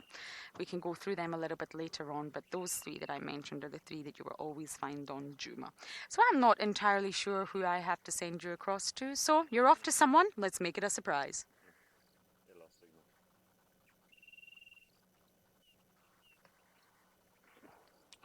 So you're still with us. You're not going anywhere. So I can go through those leopards now. So we do have leopards from the west that pop in. And if you were watching just a few days ago now, Davi and I had Hukamuri, another very dominant male, younger than Tingana, but his territory extends far west and south. So we don't see him all the time. We only see him really when he's on territorial patrol on the western edges of Juma. We also have Shidulu and Kara. Hukamuri is actually the father of Kara, and they regularly pop into Juma. However, it's been some time since we've seen Shidulu, and again, exactly the same as Hukamuri, she only comes in occasionally to patrol her territory. On the south, you have the chance of seeing Sabui, who now has 2 cubs.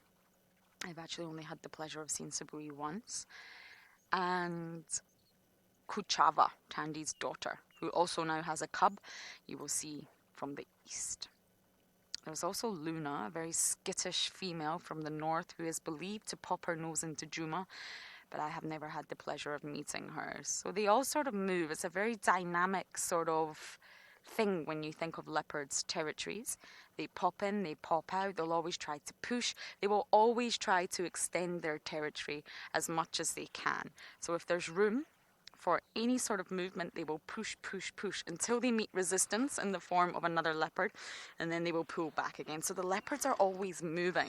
There is, of course, Mulawati, and the reason I don't tend to mention him too much is I've only met him once. He's believed to be territorial in Juma. However, we never see him. He's very skittish during the day. Apparently, he's quite relaxed at night. I've never heard him saw. I've never seen him on territorial patrol. He's a tricky one, but he does use Juma, it is believed, as his territory. And he's named after the Mulawati River. But unfortunately, we just don't get to spend time with him. We're hoping throughout the course of time we will get to spend more time with them, and he'll become more relaxed around vehicles, and of course we'll get to learn a lot more about him. But right now it's chance encounters, lucky encounters. Tingana's definitely the most dominant male we have here.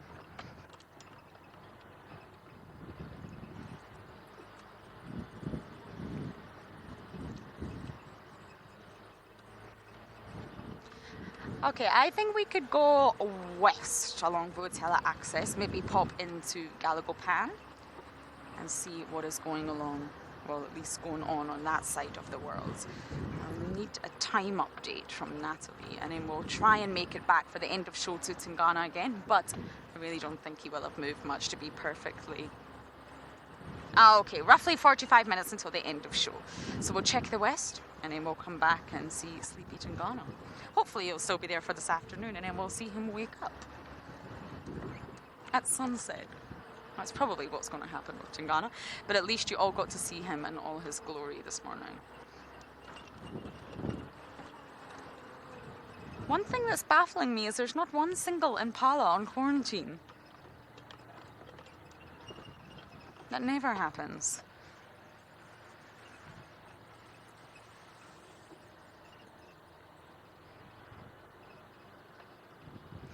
Peter, we don't get sable or springbucks in this area.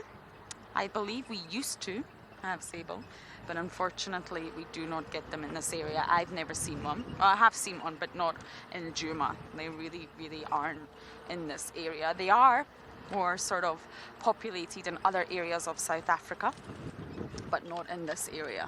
Our sort of main antelope that you are going to see here range from waterbuck to the kudu, Ngala, impala, steenbok, duiker, and of course we do get our wildebeest, but that's really the only antelopes that you will encounter.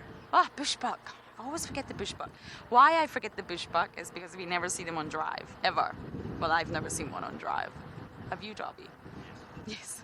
But it's not often, right? They live in our camp. We see them every day. They're always in camp, but we never really get to see them on drive. I did go live from camp once. We started the drive in camp so that we could actually show you the bushbuck. But yes, I never see them on drive. They're very, very secretive. They're small, they're elusive. So unfortunately we don't get sable in the area, but I believe we used to a long time ago.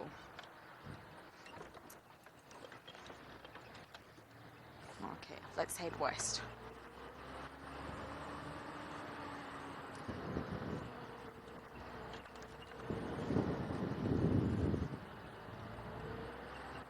Power lines is a lucky road for me sometimes. I enjoy checking power lines. It's quite an unsightly road to look at with the power lines, but I enjoy it. This is Hukamuri's road.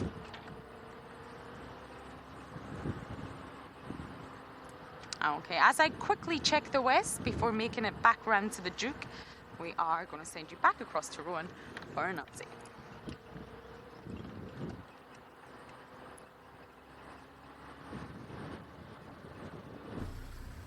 Guys, so we also heading west. We are now driving in the Timavati riverbed, going from east to west, and really just looking for anything. Wouldn't mind finding a herd of elephants drinking here, although we have to check each bush very carefully for any sign of a Ngala female or her youngster.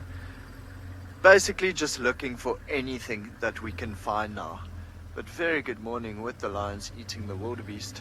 Just chatting to Marcel. It's a juvenile fish eagle flying over us right now. I was chatting to Marcel saying we possibly could have found that a little bit earlier if we didn't go to the watering hole. But us going to the watering hole was where we actually heard the sound the first time. So, you know, quite necessary. Everything happens for a reason. No sign of any. Right, okay, so here we have the female leopard's tracks. Ngala female. See that, Marcel? So Trevor's asked, to be a ranger, do we have to have a special driver's license? So I think it's called a professional driving permit, or PDP, that we need to apply for. So you need to be over 21 years of age to apply for that, and it's just, it allows you to drive people around. Okay, so these tracks are going parallel to where we're going, so I'm going to slowly just check every now and then if they are still going west, or whether they go onto the northern bank or the southern bank. So she's got very, very, very small tracks, this Ngala female. Okay, looks like she goes up to the southern bank. This is actually where we found her yesterday. It's just over there. Scary moment, but awesome. Okay, so I think what we might do, I'm not going to walk in there now, but we might give Sean and Andre a call on the radio saying that her tracks, they are going straight up there onto the southern bank. There's a small watering hole there as well, not that they need any water now, having had the rain last night. So we're just going to continue checking around. Maybe she came back down, maybe she's on the rocks, maybe she's in a tree, maybe she's just lying down in the shade. Now we always get asked, Rowan, so would the leopard be in a tree? And there's really no clear answer. A leopard could literally do whatever she wants to do, whether it be in a tree, on a rock, in the sand. Wouldn't that be lovely? And we'll just take a slow drive, checking each and every little. Marcel, are you looking around? I'm making Marcel work as well. It's not a holiday. I think he's got his mid-morning fact ready for you guys. This won't be a good time to deliver it though, because we're not really too sure where this leopard is. She might be close, she might not be, but the tracks look rather fresh, quite deeply indented in the sand, of course. And we had just a tiny bit of rain last night, the ground was a little bit wet, and so these tracks are definitely after that tiny bit of rain. I can't see any more coming this way. Quickly chat to Andre, tell him that him and Sean might want to come into this area. Andre, come in. The trucks of a Ngala female coming from the northern bank going up to Hazen's Pan.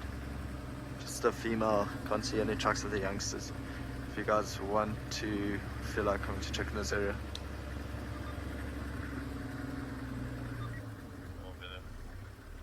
Notice 1, 2 or feel like, that's like a sneaky way of convincing them that they should come.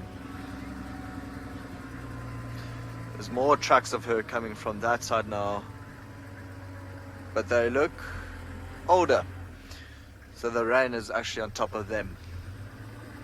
Small track, like I said, about that big. She's not the largest female in this area, but she's probably one of our prettiest. Her eyes are very wide open and quite nice black markings around it. It looks like she's got mascara on her eyes. It's, yeah, lovely leopard to see, but we do not see her too often. Quite shy with the vehicles. Like I said, every single animal here develops its own personality. It's funny, her and her brother was quite relaxed. We don't see him anymore, but he was quite a bit more relaxed compared to her. Although what we found on andBeyond in Ngala is that often the male animals tend to be quite quicker to habituate to the vehicles than the females. I want to check that tree. No.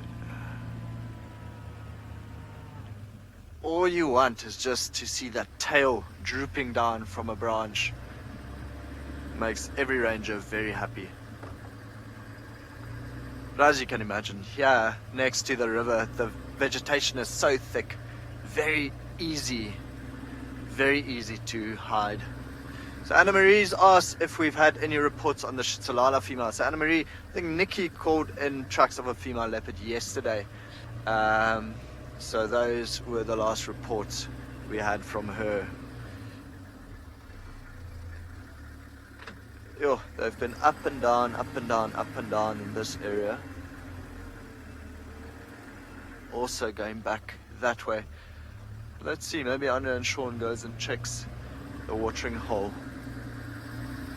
And Maria, I must be honest, those two youngsters, the Shitsalala youngsters, are probably my favorite youngsters I've ever seen on Ngala. They are so relaxed and so playful with each other. So yeah, lovely leopards to see.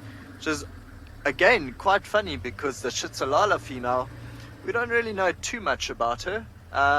We never really saw her that much because we often spent a lot of our time tracking the black dam female and Tech 1 female here that we almost missed quite a few females in the central parts. But now, with her youngsters being so relaxed, we see her way more often.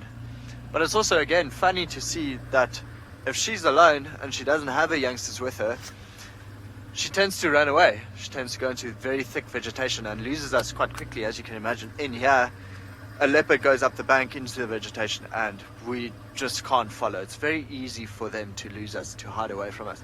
But when she's with her youngsters don't really move as fast as she does. And she relaxes. Yeah.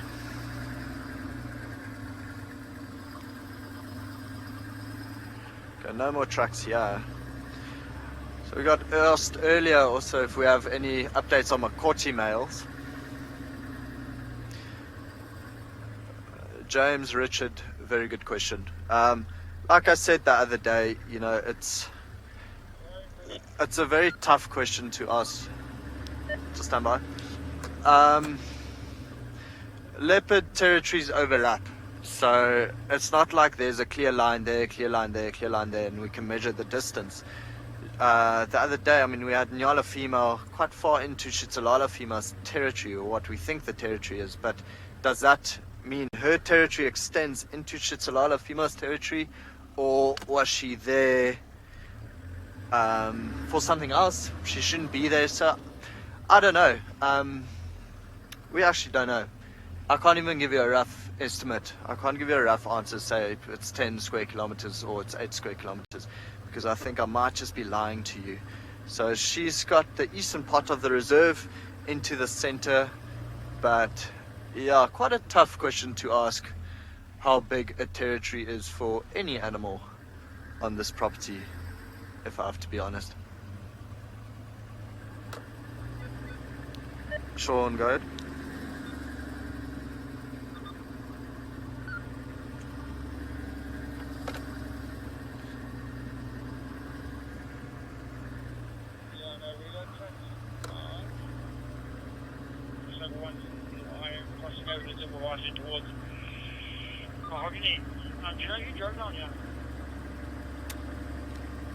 No one today.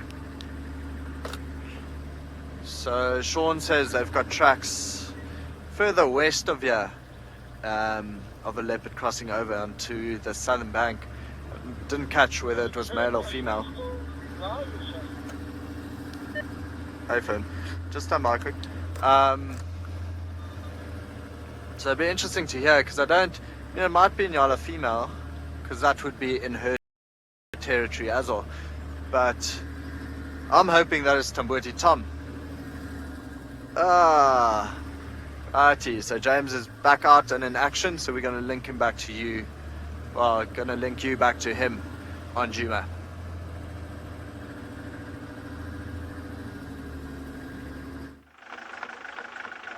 I'm not sure what happened there. Anyway, we're sitting here where the alarm calls were. Thank you very much to those of you who heard them on the dam cam.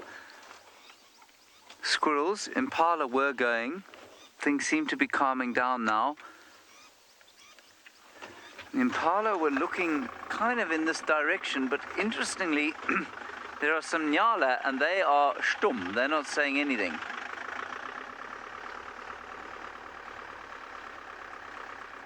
The impala have shut up now. Ngala are over there.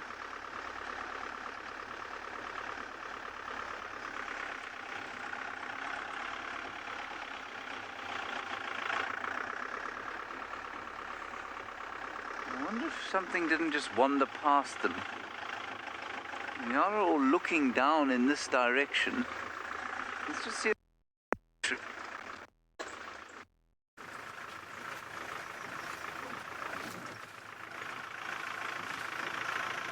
Don't see any footprints.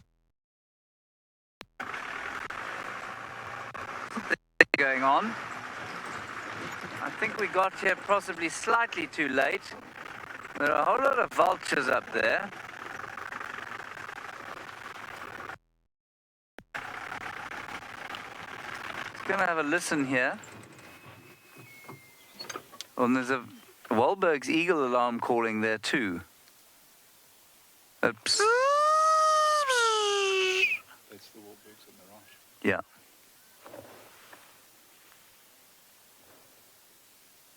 Squirrels are still going.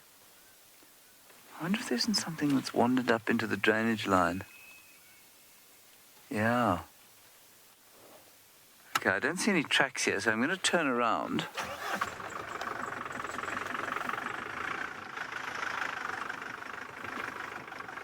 You heard the alarm call there of the Wahlbergs.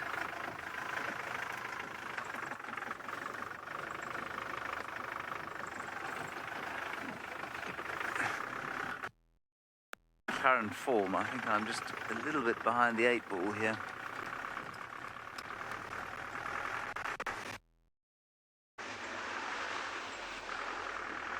Little track that goes up towards the line. That one. Do you know if anybody on the dam cam heard Ngala alarm calling as well, or was it just the impala? Now that Wahlbergs is not happy.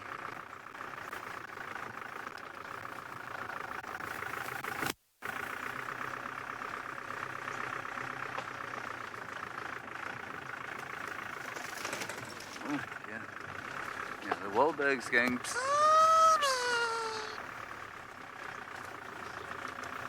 just drive up here.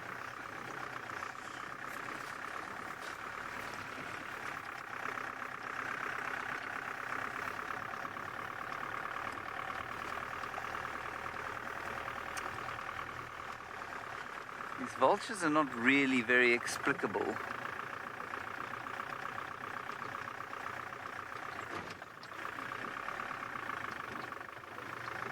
I wonder if there isn't a kill in this drainage line. That's not a Wahlberg's eagle. That's a gymnogene calling like that. Sorry about that, everybody.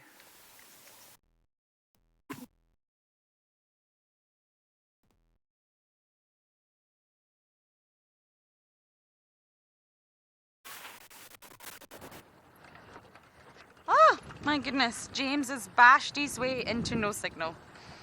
Hopefully he gets lucky there.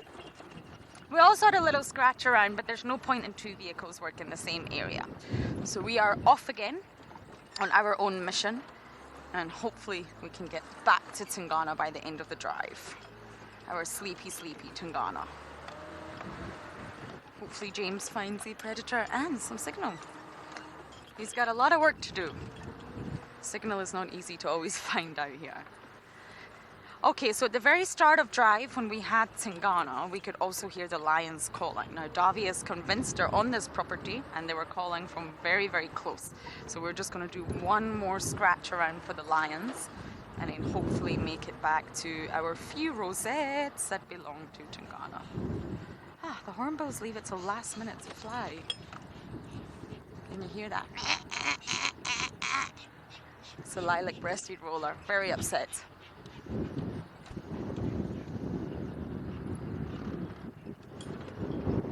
Not for a predator, don't worry. I think it was rather upset at the hornbills. Okay, Davi, I'm going to put my foot down. I hope you're holding on.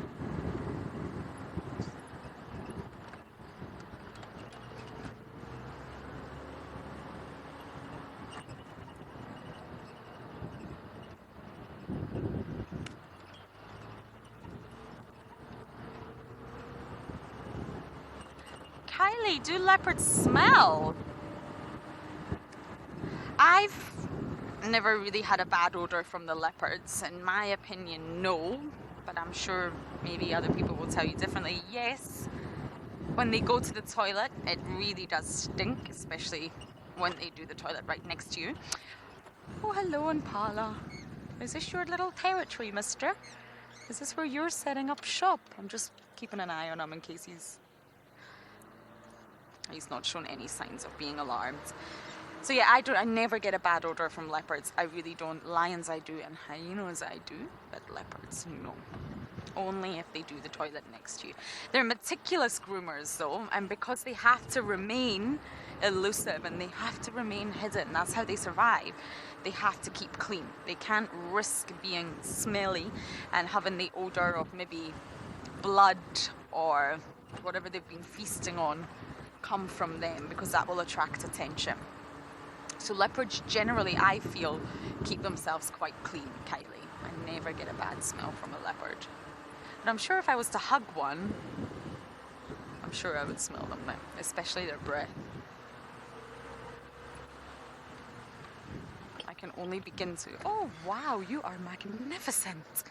No, don't walk away. Oh. Wow. What a magnificent beast, male kudu. Sadly, I think I gave him a fright. Not intentionally though, and off he goes.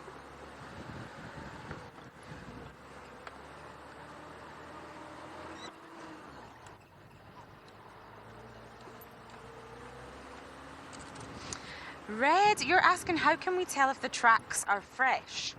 It's very tricky.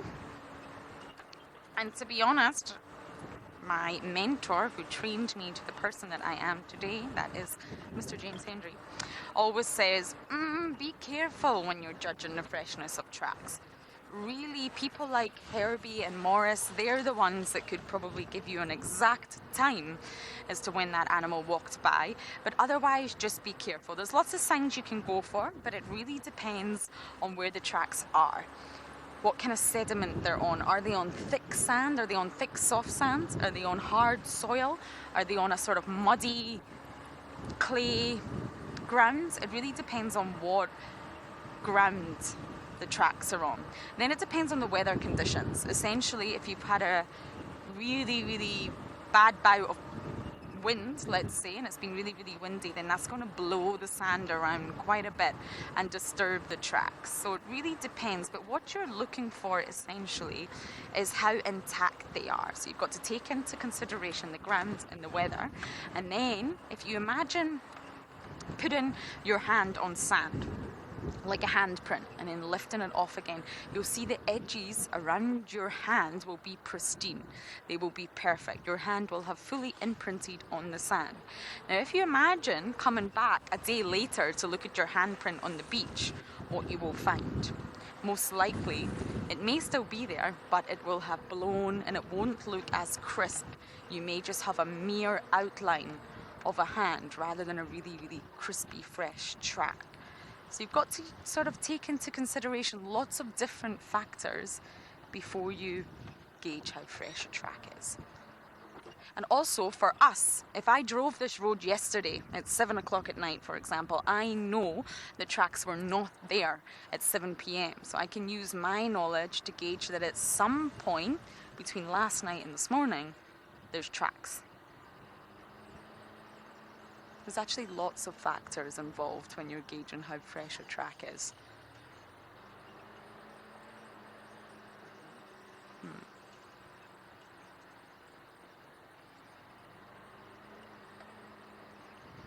can smell that carcass. Oh.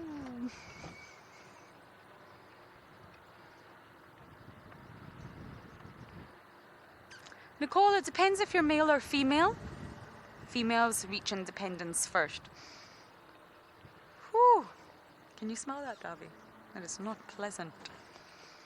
Yes, so females normally reach independence around 18 months.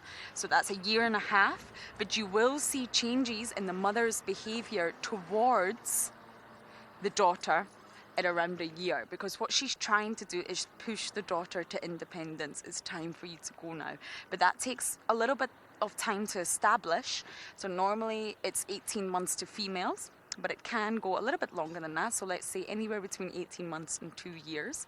And males are later. They stick with their mothers for longer until they're ready to disperse. So normally for males it's around 2 years old. Females sort of reach independence from their mothers first. Oh my goodness. The smell is absolutely horrendous.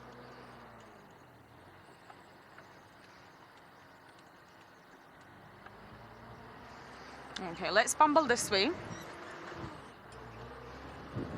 I just wanted to check this area because we were convinced that the lions sound like they're on the Juma side, which is our side. Which would be great news from us. Can you see that vulture in the tree there, Davy? I'm not sure if I've just put... Oh, it's going to take flight. And off it goes. Davy got it though. Good job. Okay, we're going to do one last loop and then hopefully make it back to see sleepy Tingana.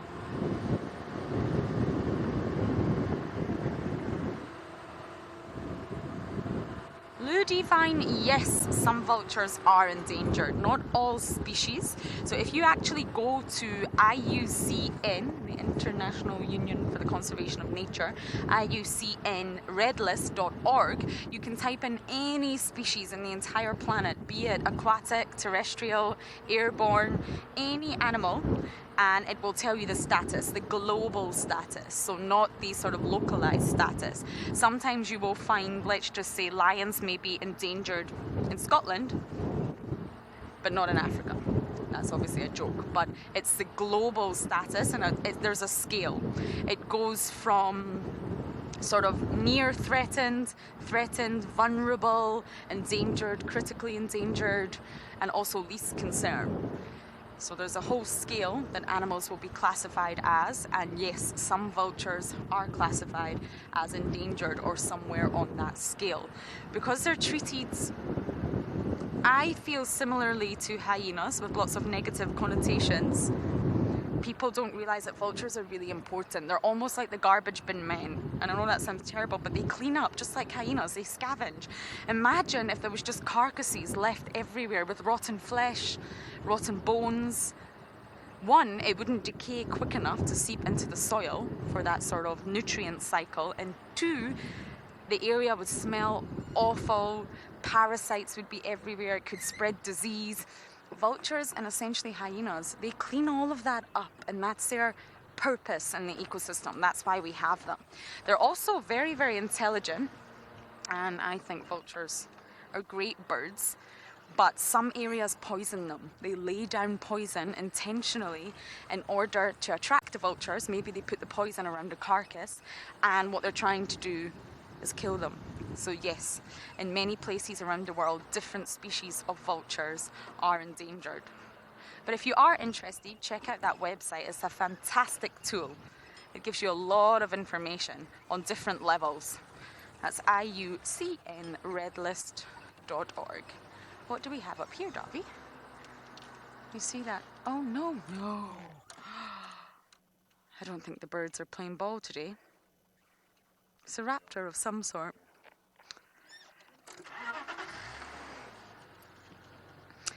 Okay, I'm doing my last loop before I get back to my Duke, and we're going to send you guys all the way across to andBeyond because Marcel is ready and waiting with his fact of the day.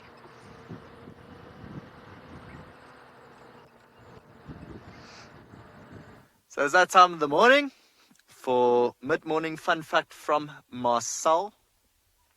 So this is episode 10, and of course this is Marcel. Marcel kind of agreed that maybe on episode 20 he'll dance for us. So keep pushing those comments, and then we might be able to see Marcel dancing. But here it goes. Thanks, Ron. I just want to clarify, that's false on the dancing. Okay, so the fun fact for today, the largest known intact meteorite is the Hobart meteorite in Namibia. It's close to Grootfontein. This was discovered in 1920, and it's about 60 tons. It's a mixture of 84% iron and 16% nickel, so it's a ferronickel meteorite. And it's 6.5 cubic meters, so it's quite a sizable chunk. And it's never been moved from where it was discovered in 1920. Yeah, and we suspect it hit Earth less than 80,000 years ago. Yeah. Thanks, Marcel. Pleasure. I love these random fun facts. I'm learning a lot. Natalie is also very happy with the fun facts. She says, "We have been so educated by you, Marcel. Thank you." Love the comments. Imagine you could reprogram Alexa to answer to the name of Marcel.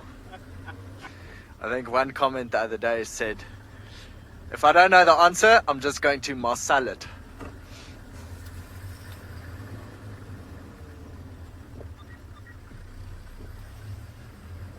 So we are now basically just cruising around to see whatever we can find. We're on a road called Big Bend, and it does make a very big bend. It follows the curve of the river, the dried up Timbavati River. Of course, we just refer to it as the river, even though there is no water flowing in it at the moment. It's flowing underneath the sand still, so you still find quite a few holes in it where elephants go digging for water, and Marcel every now and then after a rough night, which he hasn't had, I promise. We don't go rough at Ngala.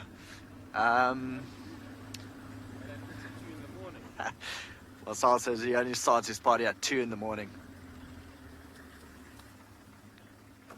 So Ritu has asked if we could see any chimpanzees here.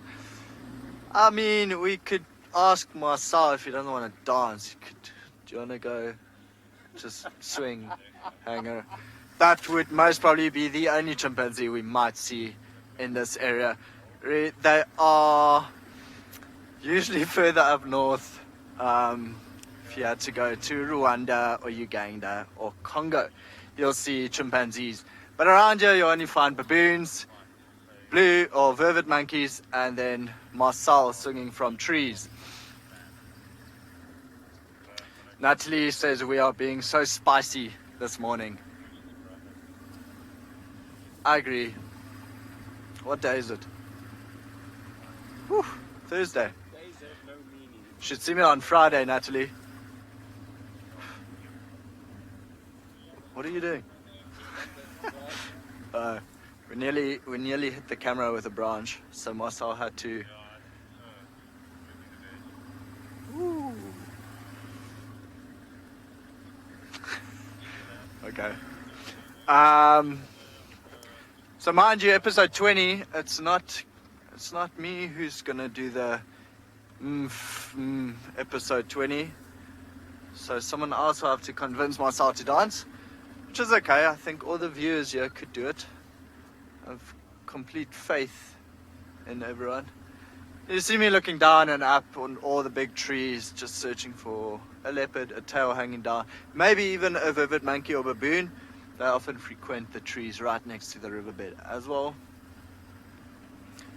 Or an elephant, or buffalo, or really just anything that wants to pop up in front of us now.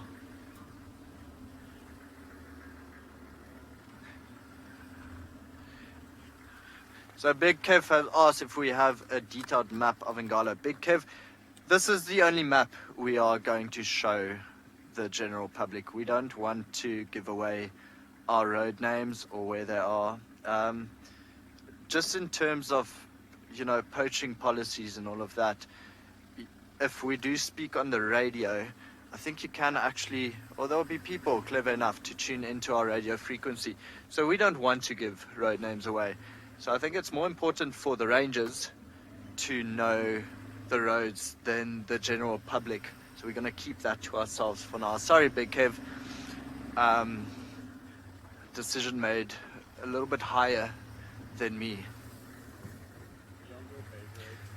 Marcel says beyond my pay grade. I agree.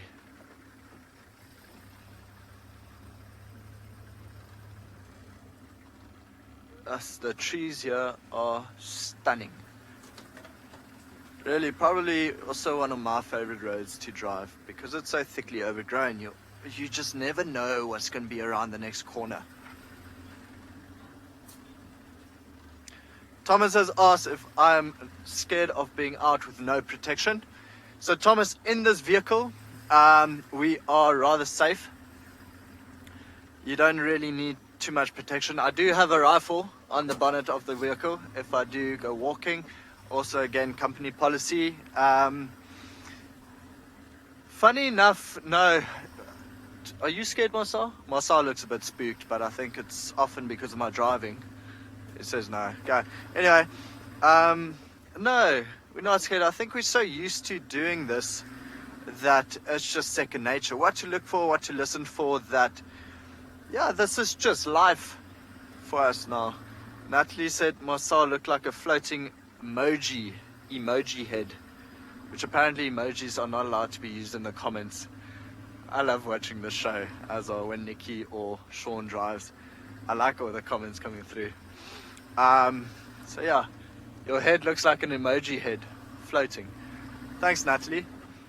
But yeah, definitely not scared being out here with no protection. The vehicle is fast enough to drive away from a charging elephant or anything like that. And lions and leopards give you very, very, very clear signs if they choose to be aggressive. So not scared at all. I must say I'm more scared driving around in Johannesburg or Cape Town in a car than I am here. Marcel agrees.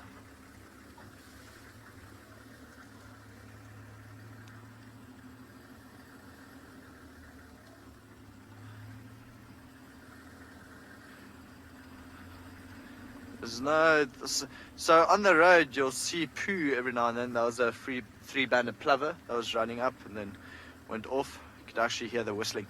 There's a buffalo herd that moved through here and went south and east, and that's the herd that the Birmingham Pride was following yesterday, but then didn't manage to catch up, and I think the Birmingham Pride came back up north towards us, and the buffalo herd kept going south and east. Okay, so for now, while we're just driving and cruising around and making jokes, we're going to send you back to Lauren.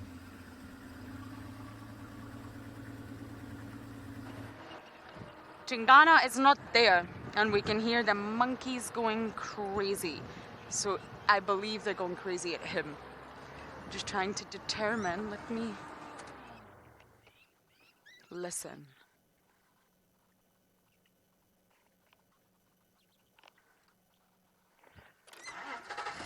Okay. I think we're just going to have to drive.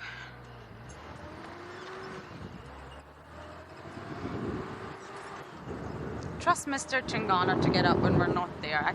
We can hear the monkeys. Monkeys are quite accurate normally when they're alarm calling. You know there's a predator. There's a wildebeest there. They don't look too bothered.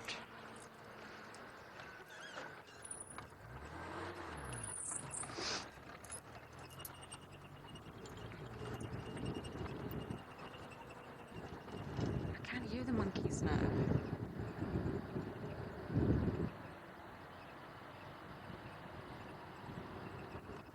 It's really important to use all your senses out here.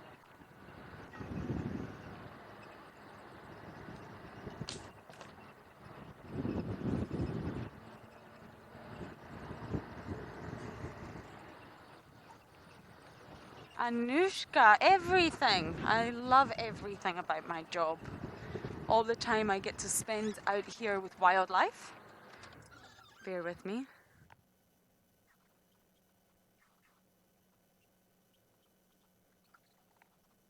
Do you hear anything, Dobby? Down this way. I get to spend all this time with wildlife. I get to teach all of you guys and learn alongside you. There's no way any guide in the entire world knows everything there is to know. Some people can specialize in some things, but there's no way that you can know everything about the environment here, from the geology to the vegetation to all the different kinds of species we have out here. So it's a constant learning curve, and I get to spend that with you all, learning with you. I love that aspect of it. You can have conversations, you can have discussions, you can have opinions. And of course, I love being in South Africa and I love my colleagues.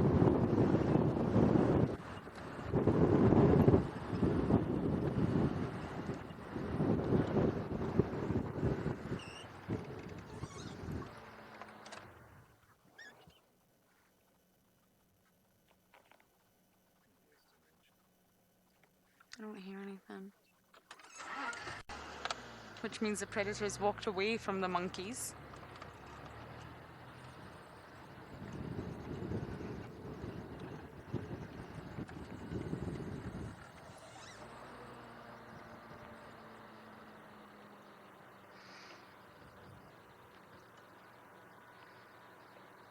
I can't even see monkeys.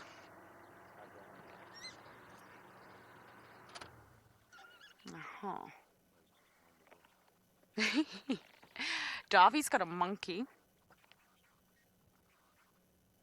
Okay. Apparently there's monkeys alarm calling on the damn camps. We're going to change our direction and go around. That must have been the original monkeys. So I think it's definitely Tingana. I think he's cut down this way. Let's see if we can catch him. I'm not sure how much time we have left. I'm going to hold on, Davi.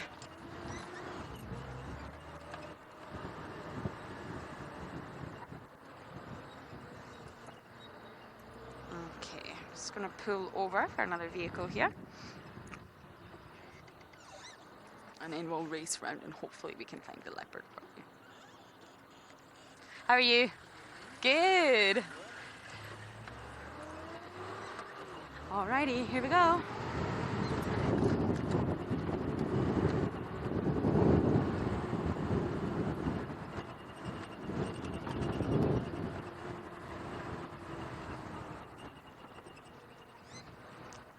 Imagine if I went through that puddle at full speed, Davy.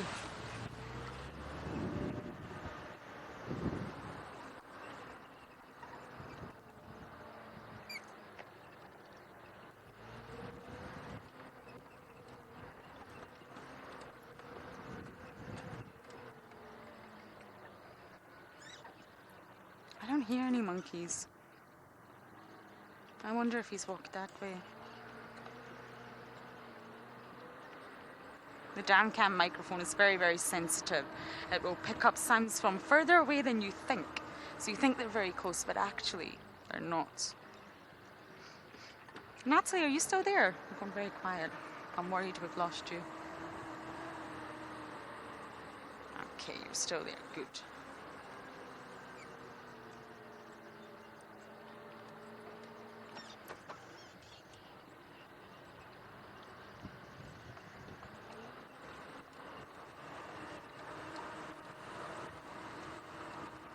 Eliza Grace, you're 8 years old and a jaguar is definitely bigger.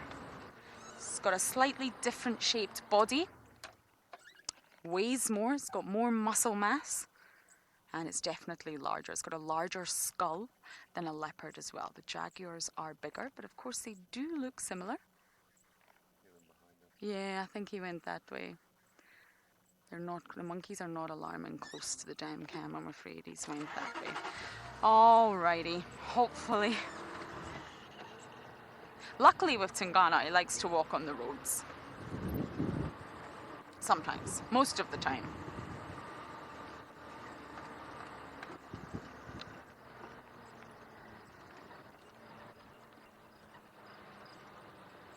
Okay,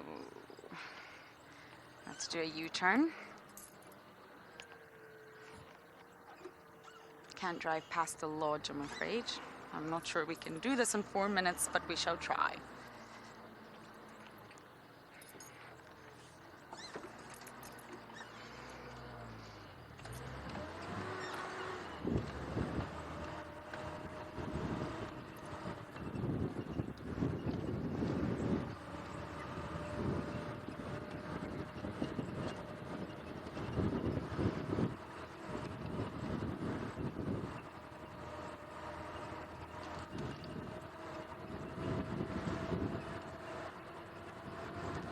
I have no idea. I do not know where all the elephants are, I'm afraid. No idea. I would love to see some. It's cold, so they're probably in the thicket. I don't think we'll see any elephant pool parties today, I'm afraid. Unless it warms up by the afternoon. And I don't know where all the elephants are, Kylie. Sorry, Davy. Are you still on board? Yes, he is.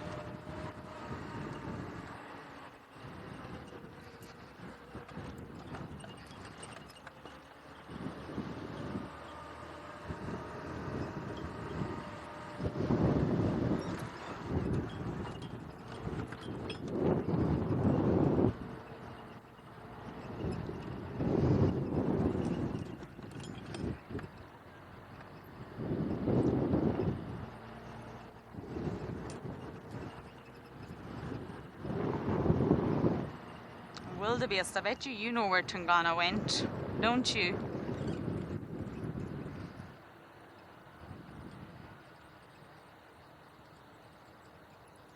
Hello. We're going to stop and take a look at these wildebeest. I think Tingana went in the opposite direction from the dam cam, I'm afraid. I think he went that way. He's headed on his normal route. So for the last minute of the show, let's take a look at our gorgeous wildebeest.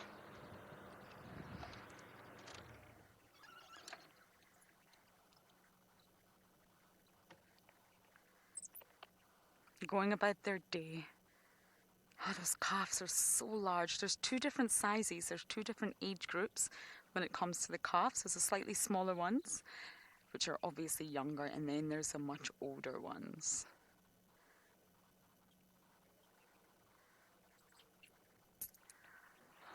So Tingana gave us a slip as we loop around to see what else we can find. He got up and I think he went this way. We made the wrong call on where we looked for. But at least we got to see our Duke of Juma, and he may be around this afternoon. You never know. As the wildebeest do their great migration across quarantine. So thank you everyone for jumping on board. It's been an absolute pleasure. As always, please do join us this afternoon. We need you. And until then, have a great day.